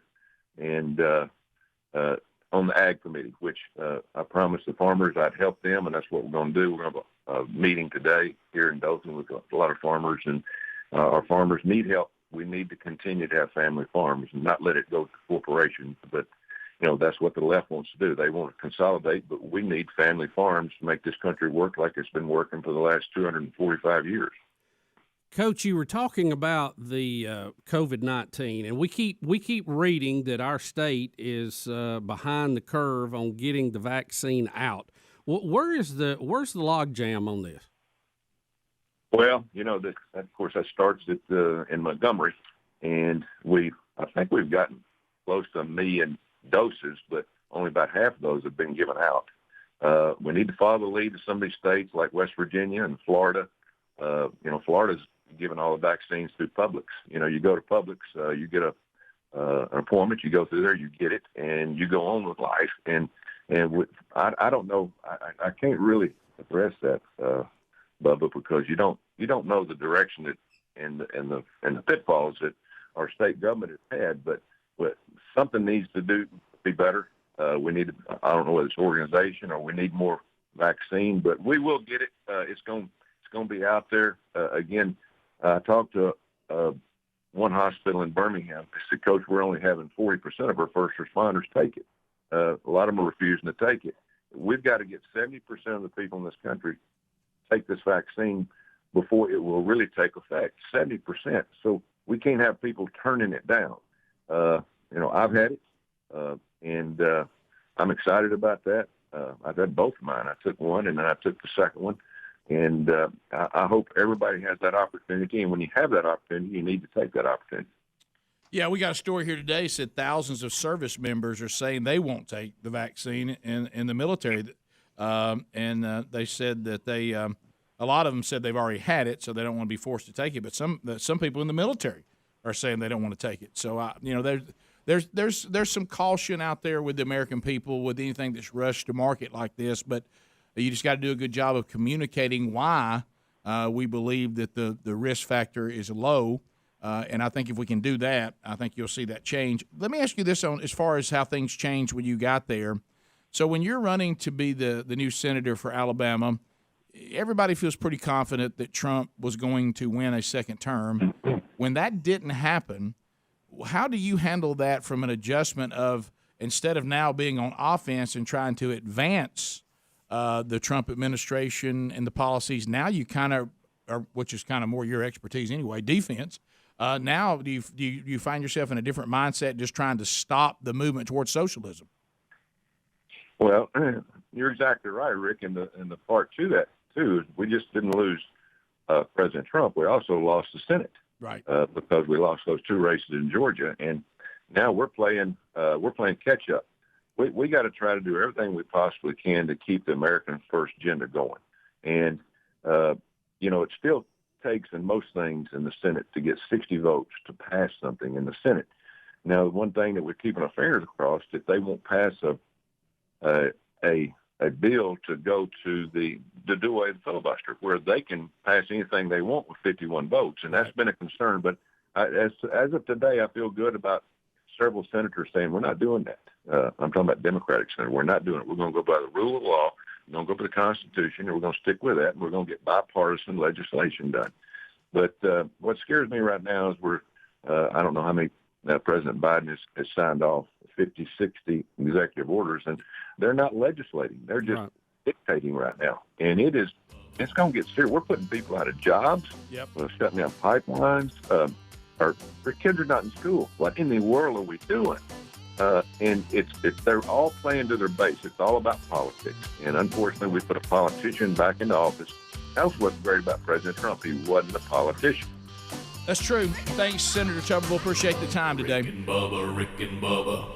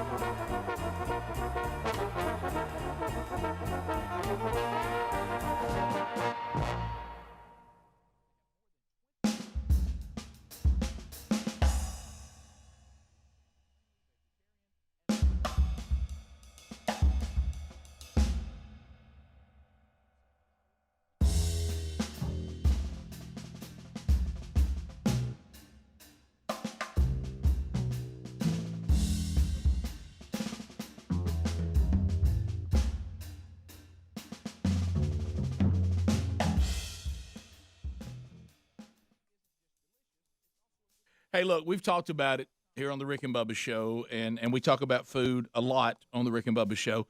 If you look at the current state of America, you start thinking, could I get to the point where America's food supply is not maybe as readily available as I would like? When you see some of the left radicals that are now in power and they're anti-business and they don't hesitate to shut down the nation's economy. You've seen what happened with the lockdowns. And so food sometimes is difficult to find. And you think to yourself, could I get to the point where food would be impossible to get? Well, we recommend maybe stocking up on emergency food right now just to be ready. I mean, Bubba talks about this. I mean, he's a big prepper. Running out of food is terrifying, so you don't want to wait. You want to go ahead and take care of that now. You take care of this stuff before it ever happens. Then when it does happen, or if it does happen, you're ready. Start building your supply of emergency food that lasts for up to 25 years, and it's there when you need it. So we strongly recommend My Patriot Supply. It's America's leader in self-reliance. Be sure you're able to take care of yourself. They're the only source that you need to use for emergency food planning. And right now, we can save you $70 off a 4-week supply of their delicious meals that give you 2,000 plus calories a day.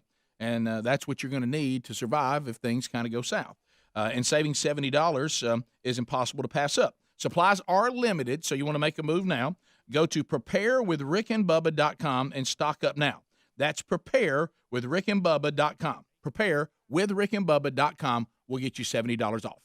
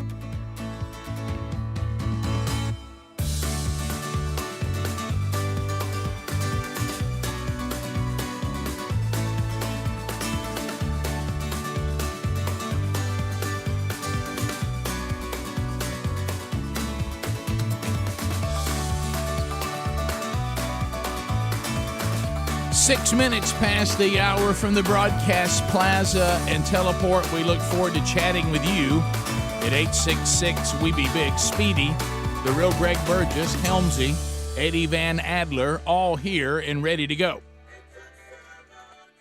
Welcome back for a brand new hour. There's Bill Bubba Bus.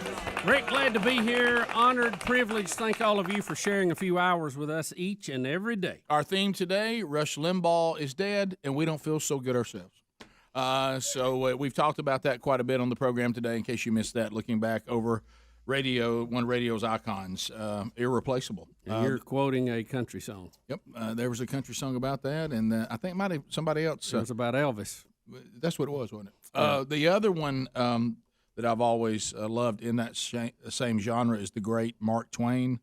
The rumors of my death have been highly exaggerated. Yeah, that's a good one. Did I say it right? Something like that. You're in the reports ballpark. of my death have been greatly exaggerated. Something like that. Something like that. All right. That's a great scene in the movie. Have you seen the story about the fisher? It's like a fishing boat, and they find a guy floating. Oh yeah. Out in the water that had been stranded for 36 hours at sea. It said this is Chase Cornell. Said that he noticed a blip on his radar of the charter boat that he takes out to fish, And I think we have a package actually to kind of break down the story. Wait till you see the footage of what the guy's floating on. Yeah. I mean, he there's not, they're calling it nothing short of a miracle. So, do you know who to credit it with? I know you have a package. Do you know who to credit it with? We will when it's over. Courtesy. This morning, we're hearing from the crew of this charter boat out looking for blue marlin when they spotted something in the water. 20 miles off Fort Pierce, Florida. I told the guys that maybe we found something to go fishing on. They got rods ready downstairs. But Captain Chase Cornell soon realized it wasn't a fish. As we got closer, I saw the gentleman raise his hand up and start waving at me. And then next thing you know, Chase is upstairs saying, it's a person, like, help him, like, it's a person. Their fishing trip turned into a rescue mission. He was wearing a life jacket, but he was clinging to the boat. The man said he had been in the water for 36 hours after capsizing in bad weather and had floated more than 100 miles north, losing the 6 other people who were with him. We got to the boat and pulled him on and started taking care of him. He was very, very weak, so we got a bunch of fluids, food, anything we could do for him. The gas from the sunken boat had burned his clothes and skin, so they cleaned him up with soap and kept him warm until the Coast Guard could arrive 45 minutes later and rush him to the hospital. I was just kind of doing my job and was able to be in the right place at the right time, and I was just thankful to be able to do that. For us to cross paths, it was just nothing short of a miracle. Can you imagine? That's courtesy of ABC. I got to go back to something. Did he say they lost 6 people that were with him? Wow. Yeah. So let me ask you this: where did the boat go out of? Where did it start at? He said because they said they drifted north, 100 miles north. Yeah, it says a search for 6 others aboard the capsized boat has been suspended. They consider them all lost. Gosh almighty. And he's just sitting there floating. 36 hours. How about, too, when the I don't want to be lost the at sea. captain saw a blip on his surface radar, which normally would show you another boat out there, but it picked him up sitting on that. Isn't that amazing? Yeah, man. Don't you know when he saw him coming, he couldn't believe it. Yeah. He could not believe it. Hey, 36 hours just like that. Yeah, he's been out there at night. And, sharks and stuff. Yeah, checking you out. I don't want to be lost at sea. Where are you on this skin being burned and everything from the gas that was leaking out of the boat? Dang. What was it, some kind of fire or something? Well, I guess when he got in it. Yeah, I don't know. Guess when it turned over, the gas that was in the engine probably started leaking out into the water around the boat. Will gas just burn you though? It's in the water. I mean, it wouldn't burn you like a fire, but it would irritate it. Yeah, How about if you're the Coast Guard? And Rick, you don't want to slap it away. Rick's not buying it. Yeah, you don't realize what kind of busy day you got. That same crew, the Southern Eagle Rescue Crew, also was searching for 10 people believed to be Cuban migrants that were just lost. I mean, you got a busy day. If you forget how busy they are, but good night. They fell off a 6-foot homemade vessel. And they're looking for them too. No, the Southern Eagle was the boat, the fishing boat. Crew of the Southern Eagle, yeah. And then the Coast Guard rescued him, but also they're out searching for all kinds of people. You forget how many people get lost at sea, by the way. Bubba, to answer your lot question, of people. The journey that this man was on started in the Bahamas. Yeah, because I started saying when they said drifted north, I was trying to think. I thought at one point they may have come from Cuba. Started Bimini, Bahamas, wherever that is. Bimini, Bahamas. Bimini. So there were 7 people. 2 hours, on the boat? 2 days earlier. 7 people on the boat. He's the only one that survived. I know. And his life jacket, you don't know, did they get injured by the way it went down or something? Was there only room for one to float? They fought over it? Greg, they all got life jackets on a boat. Well, yeah, but he was sitting on it, kind of. He was sitting on it. All right, so I'm 20 miles off the coast, and I've floated 100 miles north. What do you? I mean, what are you thinking? They ain't looking good. I'll tell you that. You're sitting on I the don't tip. want to be stranded out in the middle of a big body of water. Greg, that's one of my fears. I was about to say that's on my list. I don't want that. Because you know what it is. It's me now knowing that I could get to my second one, which is my worst one, consumed by animals. Yeah, because it's right there hand in hand. Yeah. And I've watched so many movies about people stranded in the water, and I can't breathe when I watch it. I know it. Hey, it's a miserable experience. So that Tom Hanks movie, when he's on the island? Yeah, when he gets in the water's worse. I mean, you just can't hardly he's breathe. out there floating around. There's a big whale blowing water on him. Bubba, wait. Wilson, he loses Wilson. Have you ever seen the one, Greg, what is it? about him? Where he gets the Japanese pick him up out of the water. Unbreakable. Have you seen Unbreakable? That's awful. You haven't seen that? They were afloat for how many? It was some 40-something days. I got them half a year. I'm kidding. It was a long time. You talking about the ultimate? You Miserable. can't have nothing. Hey, you talk about the ultimate? You can't have nothing. Your plane goes down. You float around. You do everything you can do to survive. You're one of only like 2 that have survived.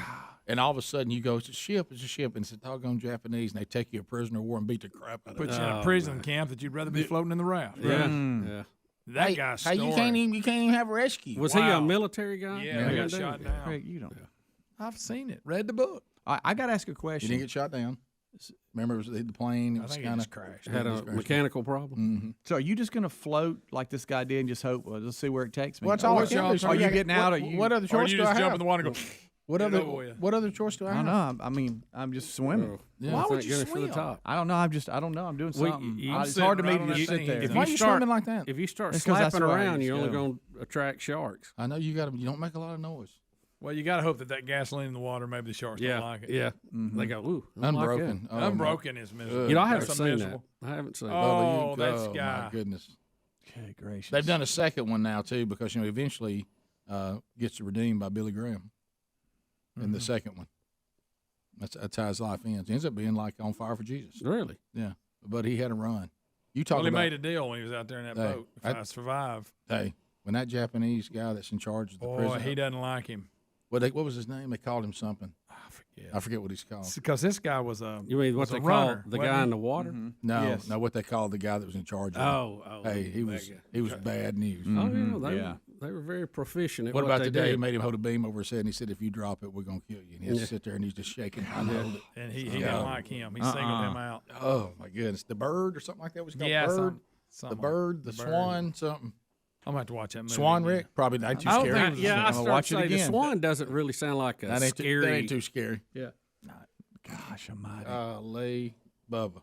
I read the book. They dropped the beam. Beam. They were going to shoot all your buddies and you. Well, you think about where I can throw the beam to get as many of them as I can, right? There's the beam. I'm telling you, Bubba, you got to watch that movie. Yeah. It's miserable. Oh, man, it'll make you miserable. Yeah, it will. Yeah, I don't like miserable movies. So I'm trying to quit. Phone calls when we come back. We go phone trolling. We'll find out what's on your mind, whatever you want to talk about at 866 We Be Big. More Rick and Bubba right after this. Rick and Bubba, Rick and Bubba.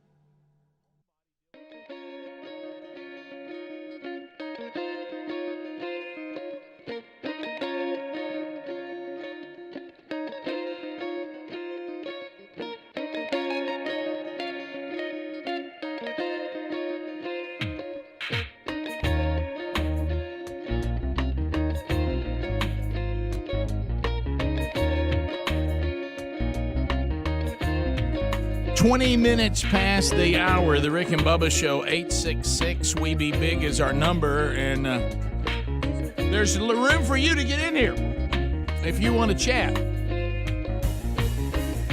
Harry Murdahl settled in, lines available at 866-WE-BE-BIG. We'll hit this going into the phones. Don't call us child. Bubba, I don't know what's happened. I believe that the left has finally decided that they're going after Cuomo because now the View's mad at him. You better look out. Let me check I got out. Joy after you. Better CNN pull the tent up and move. Hey, how about this? CNN has claimed they have reinstated the rule that is barring Chris Cuomo from covering his brother as the nursing home scandal grows. Wow. They're not even going to let his brother go bail him out. The View's turned on him. People want his Emmy back. They want to vacate it. Really? Yes. Great, Bubba. What's happened? They finally have decided that they will not protect Governor Cuomo anymore. There's something more to this story Of course there is. that has not come out, and I'm curious. This lady who was like his right-hand person, who's basically turned on him. I don't know why that happened. I don't think we know all of it yet. It's interesting how this person decided to something doesn't feel right. Basically, turn state evidence against him. But yeah, they're on him right now, pretty hard and heavy, and it needs to be looked at. Yep. Honestly, it was. It's bad. And they're not going to get him on moving COVID patients to nursing homes, which we know now was terribly bad judgment. What they're going to get him on is obstruction of justice when he started doctoring the numbers, saying that, and their excuse for doing it is, well, the Trump DOJ would do anything to get me, and they were going to use it against me, so I wasn't going to give them ammunition. So I lied. But now it's a little flames. Now his own's turning on him. Mm-hmm. And I'm with you. There's something with this female that's turned on him. There's more to this story than we know. I have a feeling. I just have a feeling. Could be wrong, but I'll tell you, hell hath no fury. Well, like a woman scorned. Something caused her to flip on this, and I don't know why.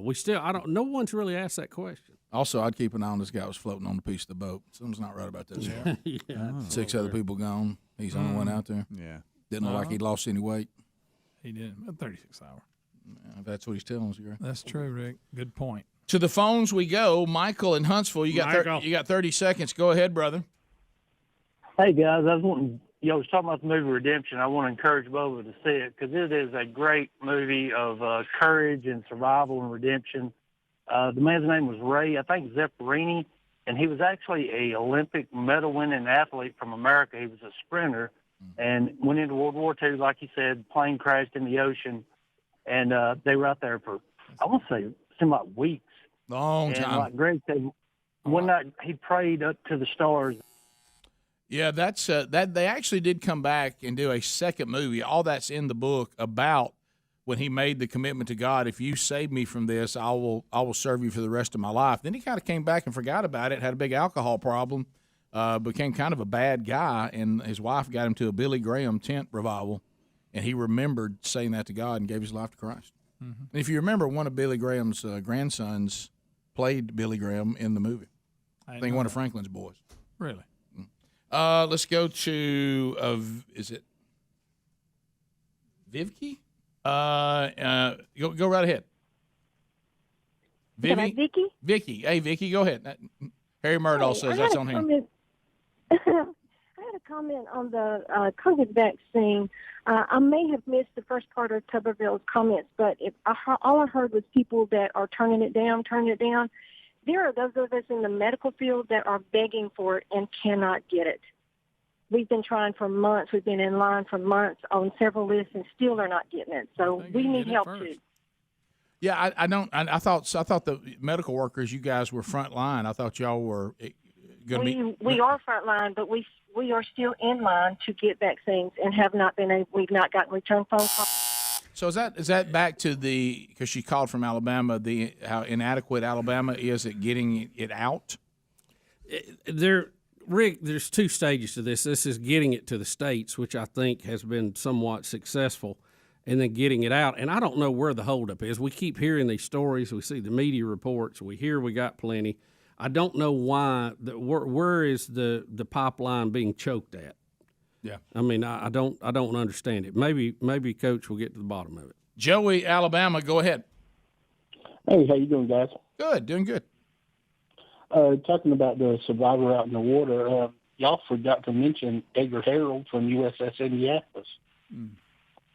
That was ultimate. Survivor. Oh, yeah. No, we're talking about the ship that actually carried the atomic bomb to Trinian. Yeah. And then was hit by a Japanese torpedo on the way back and sunk, and most of the crew was eaten by sharks, right? Correct. And we had one of the survivors on the show and interviewed him, and it was, I think it's the guy you're talking about. Yeah, we did. We had him on. That was an amazing story. Yeah, incredible. Let's go to Stephen Andalusia, 1077. Stephen, go ahead. Welcome to the program. Hey, I got a movie question for Greg. All right. Hey, talking about miserable movie experiences, I was wondering if you maybe would like to go antique furniture shopping. We could maybe buy a couple old rocking chairs and then watch The Exorcist together. Oh, gracious. You throw a mirror in there and we've had Good night, Hank City. Was that Hank Fest? Yeah. Garrett, Gardendale, Alabama, 1047 WZZK. Go ahead, buddy. Good morning, Biggin. Hey. I wanted to ask a question. How many celebrities do y'all have as liners to the opening of the show? I've heard y'all do several, but I don't know how many you actually have, and I'm wondering if y'all had a list of them. And rest in peace to Rush Limbaugh. Have a good morning, Biggin. Thank you. I don't know the number. I don't think we have a list of every single one of them. Over years, we've done different banks, but then we've added. So I don't know that somewhere I could pull up a master list and say, here's how many we have, but it's substantial. It is. And I know in that bank folder now we have an older list, but to your point, we've added so many now. Yeah, we don't have like Speedy Rick. Here is a piece of paper that shows you every celebrity liner that we have, and here's our number. We haven't done that, but it's a lot. We could print it out, but we'd have to have the right port to do it. I'm going to shift in my seat. No, I made a point. Yeah. Sliding down. Port, P-O-R-T. Denise, Rome, Georgia. Denise, go ahead. Hey, I am speaking for Greg's Minions that y'all do not need to change from the early morning show to the 12 to 3 hour because we love Grumpy Greg. Oh, we don't want him to be happy. We love Grumpy Greg. What if I promise to be grumpy at 12? No, but Greg, here's the problem. She's making a good. That would be acceptable. But we love you. Denise is making a great point, though. It's too natural. I mean, Greg, with these grandkids being cranked out every time we turn around, and then we start getting you 8 hours of sleep, you'll be unrecognizable. I know it. And your minions don't want it. Mm-hmm. You become too civilized. His heart's growing faster now than the Grinch. Oh, yeah. Act 4. And you know, I mean, come on. And he's got that little side of him about animals. It's a little out of his Well, life. that's not that big a deal. Oh, what, Snow White? Matthew out of Jackson, Alabama. Matthew, go ahead. Yeah, I was going to call it. My wife, she works with the health department around here, and they only let them have so many first doses per week. But they saved the second doses till the 30 days. But most of them's only, I think they around 400 per week that they let them have. Now, some of the hospitals and stuff are slowly coming online with it. What in the world? You know, that's some of the holdup with it. Well, and that may be the problem because you heard Senator Tuberville talking about Florida is letting the private sector participate and getting it out too. In the private sector, no offense to your wife, can only work in the system in which she finds herself. But the private sector always does things more efficiently and better than the government. And maybe there needs to be more of that in Alabama. We'll be right back. Rick and Bubba, Rick and Bubba.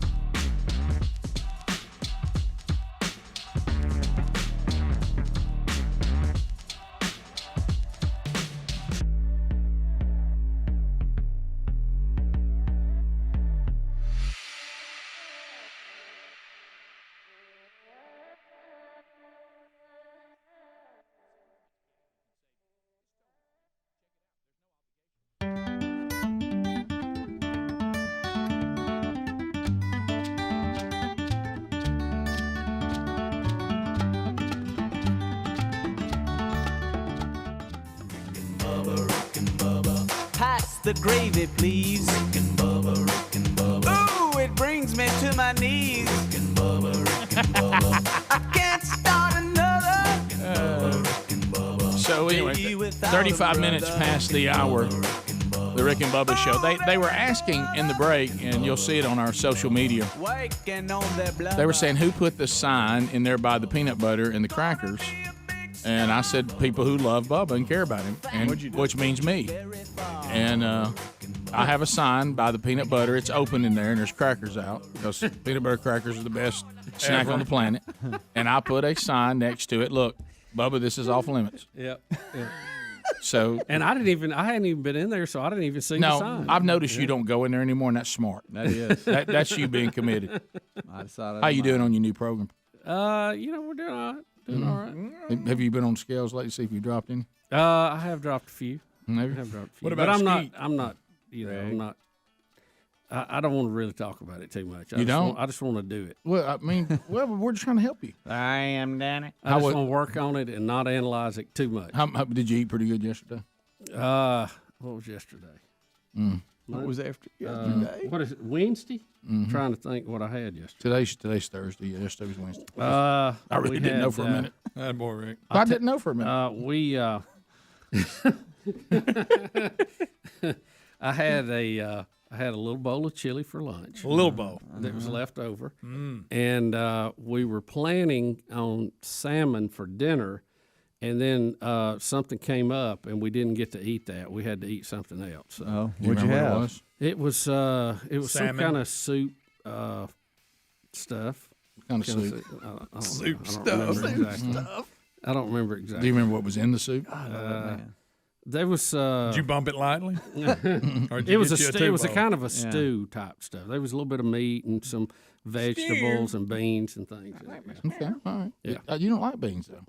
I know, but I eat them in this. Now, let's go back to the chili at lunch. And what it was, Rick, and this is kind of a long story, but I had a friend stop by, and they had been in Gadsden, and they had brought me a bowl from Pruitt's, where we used to eat quite a bit. Oh, A bowl of stew. Brunswick stew. Yeah. Oh, I love Brunswick stew. Yeah. Put a little cornbread in that. Yeah, I had cornbread. Had a little cornbread. I had a little bit of it, not much, just a little bit. I'm not a big cornbread eater, you know that. Man, but I am. I ate a little bit of it. Boy, I crumbled it up into the. Of course you did. I tear it up. And I remember many days there having grilled cheese and chili on a real cold day. It's pretty awesome. Did you have grilled cheese with your chili at lunch? No, I didn't. Did you put cheese in it? No, I didn't. Good. I've been sent a text message to ask you what you're having for dinner tonight. Dinner tonight. Where'd that come from? We're supposed to go to a cheap Mexican restaurant Watch out. for a goodbye dinner for one of our buds. Watch out now. Yep. Oh, here it comes. Easy on the chips. Yeah. Well, I'll just count them out. Comes the cheese dip. That's right. Portion control. Okay. That's your favorite thing is eating, waiting on the main entree to come out. Yeah, well, you just count out your chips. That's all. You Count just, 'em you just out. don't eat the whole Moderation. basket and then ask for another one. That's See, right. That's Right. a big Look, difference. Chips are problematic for me. Eight chips versus 2 baskets is a big difference. Chips are problematic for me. Big difference. Yeah. How about chips and salsa? Problematic. Hey, issue. Hey, Rick, because once you start, my goodness, stop. Good. Now, what will gracious. you order?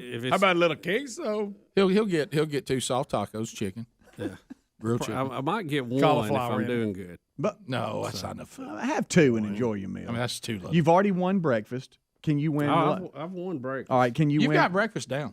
Can That's why you- that's why No, you stay no out there. potatoes. That's why that sign No is up. ketchup. No, you're Right. doing great. Huh? I'm Can very- you win lunch? What you got? What have I got for lunch today? If- I don't know what I got. if Today. you- But bump yeah, it I'll like win that? it. I'm not. If you can win lunch, then and dinner's kind of, I'm not sure. That's 2 out of 3 again. Yeah. Just keep Just winning. keep winning. Look for a win. the Win, little fight, the win, little battles. And when you Win. lose, just win the next one. Right. That's Win. right. Win the day. I don't get caught up if there is. If there's a loss, but there ain't been many losses. They've been dedicated cheat days. And I do have to address something else that doesn't have to And do probably have another this weekend. doesn't have to do with you. Yeah. And then, so you're off the hook for Thank you for the disclaimer before you go into it. No, because you've done really well. I'm really proud of what you're doing. Now back to this, and now I know This I don't know what has happened with our trash pickup on the Crest. Oh no, Rick, you're having big problems. What I'm about to say happened now, y'all not going to believe it. I mean, you're honestly not going to believe it. You would think you live out in the middle of nowhere. I know. And like you and two other people. Well, what's happened? What's happened is here's the problem. I love the free market, and when it comes to trash, there's no free market. You get assigned the company as your contract gets. It's kind of like these mortgage companies that sell you off to somebody else, and there ain't nothing you have no say in it. Yeah. And so when it comes to the way trash is done in our state and most places, I guess I don't know. I don't pick who I want to do my trash. The county picks it for you. They do the competitive bidding, and then you're stuck with whoever they got this time, they must have went with the lowest bid on the planet. I can understand this that. bunch is terrible. Do they have people riding on the back of their truck? Can I honestly say that? No, Greg, you're not going to believe. What Do I'm they about drink to, out of your water hose? What I'm about to tell y'all next, I wish, because those guys got after it. What I'm about to tell you next, you're not going to believe. I mean, you're going to say, Burgess don't know what he's talking about. But I investigated it twice to be sure I had the story right, because I don't want to make any accusation that's not right. Then I could be working for some major news corporation. Right. So listen to this. I told you already, which it was terrible, and I heard other trash people did not do it this way. Horrifying planning. They decided if you were the Monday pickup that inclement weather was coming in, they didn't want to send their trucks out. Now, the only problem is the Monday forecast was fine. Yeah. It wasn't supposed to be an issue where we live. That would actually been the day to go out. Yeah, till late at night. Tuesday was the issue. Yeah. It ended up not being an issue on Tuesday. But the potential was there. But that's where our potential was. Right. And here's the quote. I went back and listened to the message on my way to work today. So the trash pickup, if you call the company that picks up our trash, if you called them when they're not on business hours, guess what the recording said? We delayed our trash pickup for this week. Monday was delayed. Everybody's going to be 24 hours. That's their quote. 24 hours delayed. Okay. Well, you can't do anything about inclement weather. I think you picked the wrong day. Yeah, but you should have not picked up Tuesday and picked up on Monday. Right. All right. But anyway, undoubtedly you have the ability to look at a forecast. But anyway, so all of a sudden, first of all, I'm now sitting here. When I went to work this morning, I checked. Now, this is, y'all not going to believe what I'm about to tell you. So we're Monday pickup. Now, I'm supposed to be 24 hours delayed. Right. Now, I knew it was going to be longer than that because Tuesday had worse weather than Monday. Right. Okay. So so I'm supposed to have been Monday. It's Thursday. So yesterday, this is what you'll love. I'm driving down my street, and I realize on Wednesday I see some cans open, some cans closed. Mm-hmm. And I thought, well, that's your recycle people. That's what I thought, because I don't recycle. We've got some recycle people out here, and so the recycle people have come through, or the trash people, but they're not like me because I got two trash cans. I don't have a recycle and a trash. I got trash. They're sitting right next to each other. They're right next to each other, and I assume they got some kind of symbols that tell you whether you got a recycle can or a trash can. Never, there's been many days that they both were picked up at the same time. Right. So I get home, and I notice that one of my cans is back by the garage, the other's still by the road. Now, I think to myself, because it was kind of rainy, I say, well, Sherry just didn't want to get both cans back down. She needed a can, because we're way behind, so we got trash bags piled up in the garage. It's fine, as long as we can stick with it and get a plan. So I walk in, and I'm like, I put my stuff down. I said, I'm going to go bring the other can down. She goes, no, it's still full of trash. I said, what are you talking about? One can's empty and one can's full? That can't be true. She goes, I can't explain it. That can't be true. They came through and only emptied one of the cans. What? Rick, I can't even in my mind come up with a scenario for that. Do you think they were so far behind that they just started doing half a load? But Bubba, they're side by side. No, I understand, but do you think they were under just get one can instead of two? Give them something to throw trash in because we're behind. Plan. I mean, I'm trying to find logic. I guess so if the cans were like difficult, but I mean, this is how long it takes to dump two, and they're both dumped, and now you don't have to come back at all. I like the sound you made. You're done. One back, two back. Do y'all realize how short a time they emptied two cans with that arm? But they might have 1,000 to do. That's the thing. You just don't know. But what's the logic of? I mean, or do you think they just made an error and missed it? Did they do everybody that way, or just yours? Down the road, everybody had one can. So there was a plan there somewhere. Or here's what So you're saying it's a volume. It's yeah. They're room. going. They're going. We need to do 3,000 cans. We can only do 1,000, so let's do one for everybody. We can get. But then you got to come back and get the other. Yeah, I know. Well, they make it up over multiple days, but at least you got something you can throw trash into. I hear what you're saying, but that makes absolutely no sense. You're trying, Bubba. Because I don't think it accomplishes anything. Well, you're either going to have everybody with half their trash gone and a can to throw stuff in, or 50% of the people like normal and 50 that got nothing. Well, where I disagree with that is if you're making the stops, you can get both cans. I mean, if you're making the stop at all, get them both. It makes no sense. And this is the worst group we've ever had. It is one, and it sounds like their planning just doesn't make any sense. And it's like this, they had to be the lowest bid. There's no question they were. Well, yeah, I think that's a given. but so all right, wait a minute. I don't know if I got time. So Rhonda, I only got about a few seconds. Did you have the same thing? Did you have the same thing happen? They didn't pick mine up, and I have one can. So they didn't get yours at all. At all. See, Rick, you're ahead.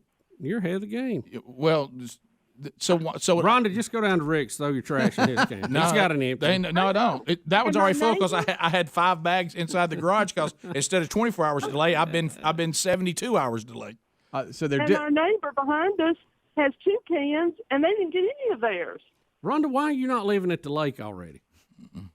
Well, because my house hasn't sold. Y'all haven't done a good job trying to sell my house. We got to sell Rhonda's house. All right, Yes. Rhonda. Did you get your house done at the lake? Yes, it's been finished 2 years. Oh, Rhonda, I'm sorry. Here's what I think.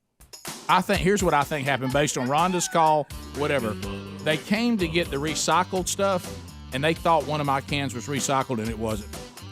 But they're different colors, right? No, they don't appear to be. Recycle's not a different color can? Doesn't look like it. Really? Well, no, it should have that light blue. But doesn't have a blue and a gray. I think I think I was not supposed to be picked up at all, and they grabbed one thinking it was the recycled stuff. Bubba, Rick and Bubba.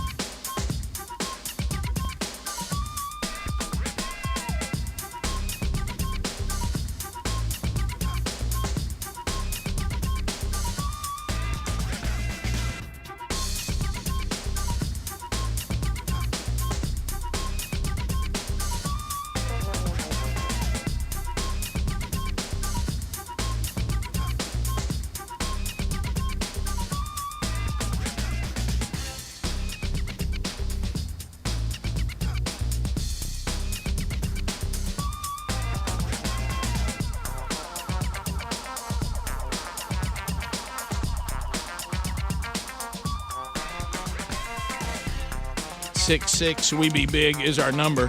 SimplySafeBubba.com. Go there for all the information about the Rick and Bubba Show. Let me tell you, when you go there, you'll see our URL, and immediately the SimplySafeBubba.com will get you some things that you couldn't get if you don't go to our URL. And one of those is a free HD camera with your order. You also get a 60-day money-back guarantee at SimplySafeBubba.com, getting your Simply Safe security system. These systems are fantastic. You install them yourself, and they've got all the bells and whistles. You design it and customize it to your property. If you're renting, you can still use the Simply Safe system. So if you want to find out more about it, and they monitor you 24/7 for about $15 a month, you're not in a contract, you don't have any upsell, hidden fees, installation, sitting at your house waiting on somebody to show up, none of that. So go to simplysafebubba.com or rickandbubba.com. You'll find the link under the sponsors. All right, so we got a couple more people off the crest.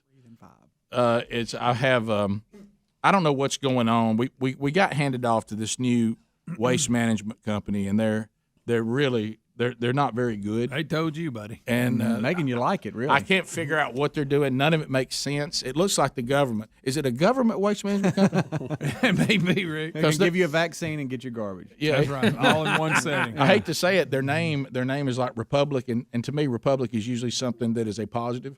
You know what I mean? I mean, because I know people keep saying we're a democracy, we're not, we're a republic, but it's like it feels like the government's running it because it's inefficient. It doesn't make any sense. It's so we got Rick who says, John.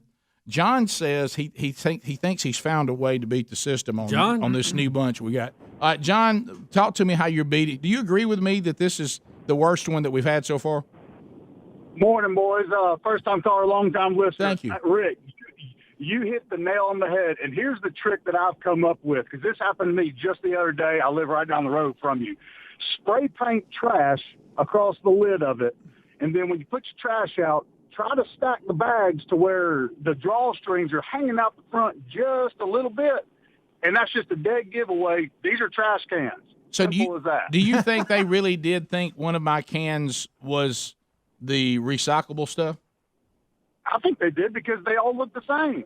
I know. They're the same color. But did that makes no sense. We recycled anymore. Did they pick your trash up at all, John? They picked up one can, and that's it. That's what they did to me. What are they doing? There was some kind of plan just to get half the garbage. What about the people that they didn't get any of them? No, I don't know. John, have you called them to ask them why? I'm calling today. I bet you are. Hey, don't worry, Crest. I will be speaking today. Are you going to be Dickie Nadmeyer or Rick? Hey, what we got to do? If Nick Saban was running this place, it'd be different.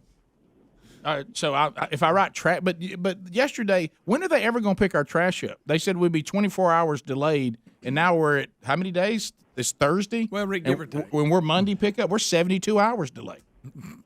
Wait a minute, they got one of them. Uh-huh. All right, so let's go to calm down, Andrew. Andrew, what are we doing on the Crest? All right, this has been happening for several months now, and my mom has started putting the second trash can. It seems like every other time they skip the second trash can, so she started putting the second one at an empty neighbor's or putting all the extra trash in their can. Like, it's so inconsistent. It's obnoxious. Isn't this in other words, you got to use your neighbor's We've gone through, if I'm right, I don't know how long you've lived there, Andrew. For 30 years. All right, so I've lived on the Crest for 20 years, and this is the worst bunch we've ever had. No doubt. Yeah, not even close. Usually it was much better than this. Yeah. So now we're all playing tricks. We're putting cans. Hey, some of us have paid for 2 cans. Pick up both cans. Mm-hmm. I mean, it's not like we're getting one of them for free. Are you paying for 2 cans? Yeah, I'm paying for 2 cans. You have to pay for an extra can. See, I knew with all the trash I had that I had to have an extra can. We have different colored cans. Rick and Aniana. That makes sense. Rick, go ahead. Hey, good morning. 2 things. In Gadsden, there's a new place to eat. It's called the Turkey Leg Shack. Y'all have to look it up and go. Sounds fantastic. Turkey Leg Shack. Okay, the trash company, what their reasoning is, that truck can only hold so many cubic feet of trash. They basically know what a trash can will hold. So they only get as much pick up as much trash as that truck will hold. It don't make sense. They have to come back twice. It looks like diesel fuel would be more. but that's their reasoning they gave me. The truck will only hold so many cubic feet. So they're better to get half of all the garbage as opposed to just getting half the job done? Because that'd be the same thing. But when we pay every year, because it's not free, and when we pay for 2 cans, which is also not free, we do that in expectation that our trash will be picked up at least within 24 hours of the same day every week, barring things that are beyond the company's control.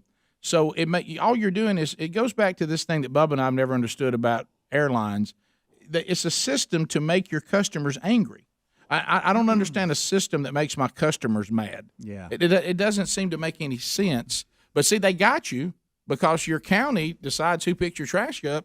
Unless you're willing to go to the dump, I can't go. Well, I'm going to leave you and go somewhere else. See, I told you when young Broderick was having an issue with his internet, I said, you can solve this in about 5 minutes.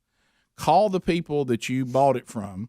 Tell them that you've changed your mind. You're going to get your internet from their competitor, and I promise you'll have internet by the end of the day. Mm-hmm. You know how long it took him to get internet? Less than a day. Yeah. See, suddenly everybody's fired up. That's how the free market works. But in this situation, you're not in the free market. No. So you know what this trash company says, I guess we'll pick up your trash any way we want to. What are you going to do, take it to the dump? You need to start straight-up trash. Here's your option now. You go to your county commissioner. Yeah, because they're the ones who made the deal. I don't know who switched us this time, but y'all picked the wrong bunch.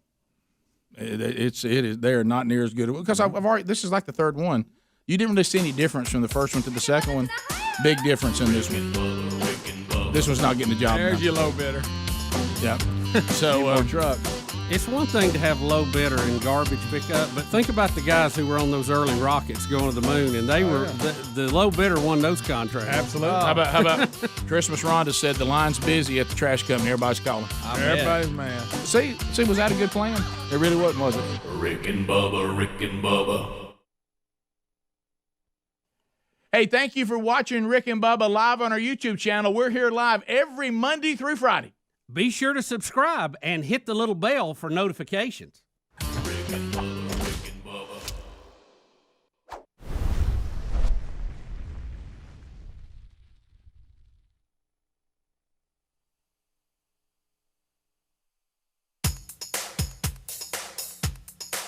Rick and Bubba's in Ohio. Rick and Bubba. Pass the gravy, please.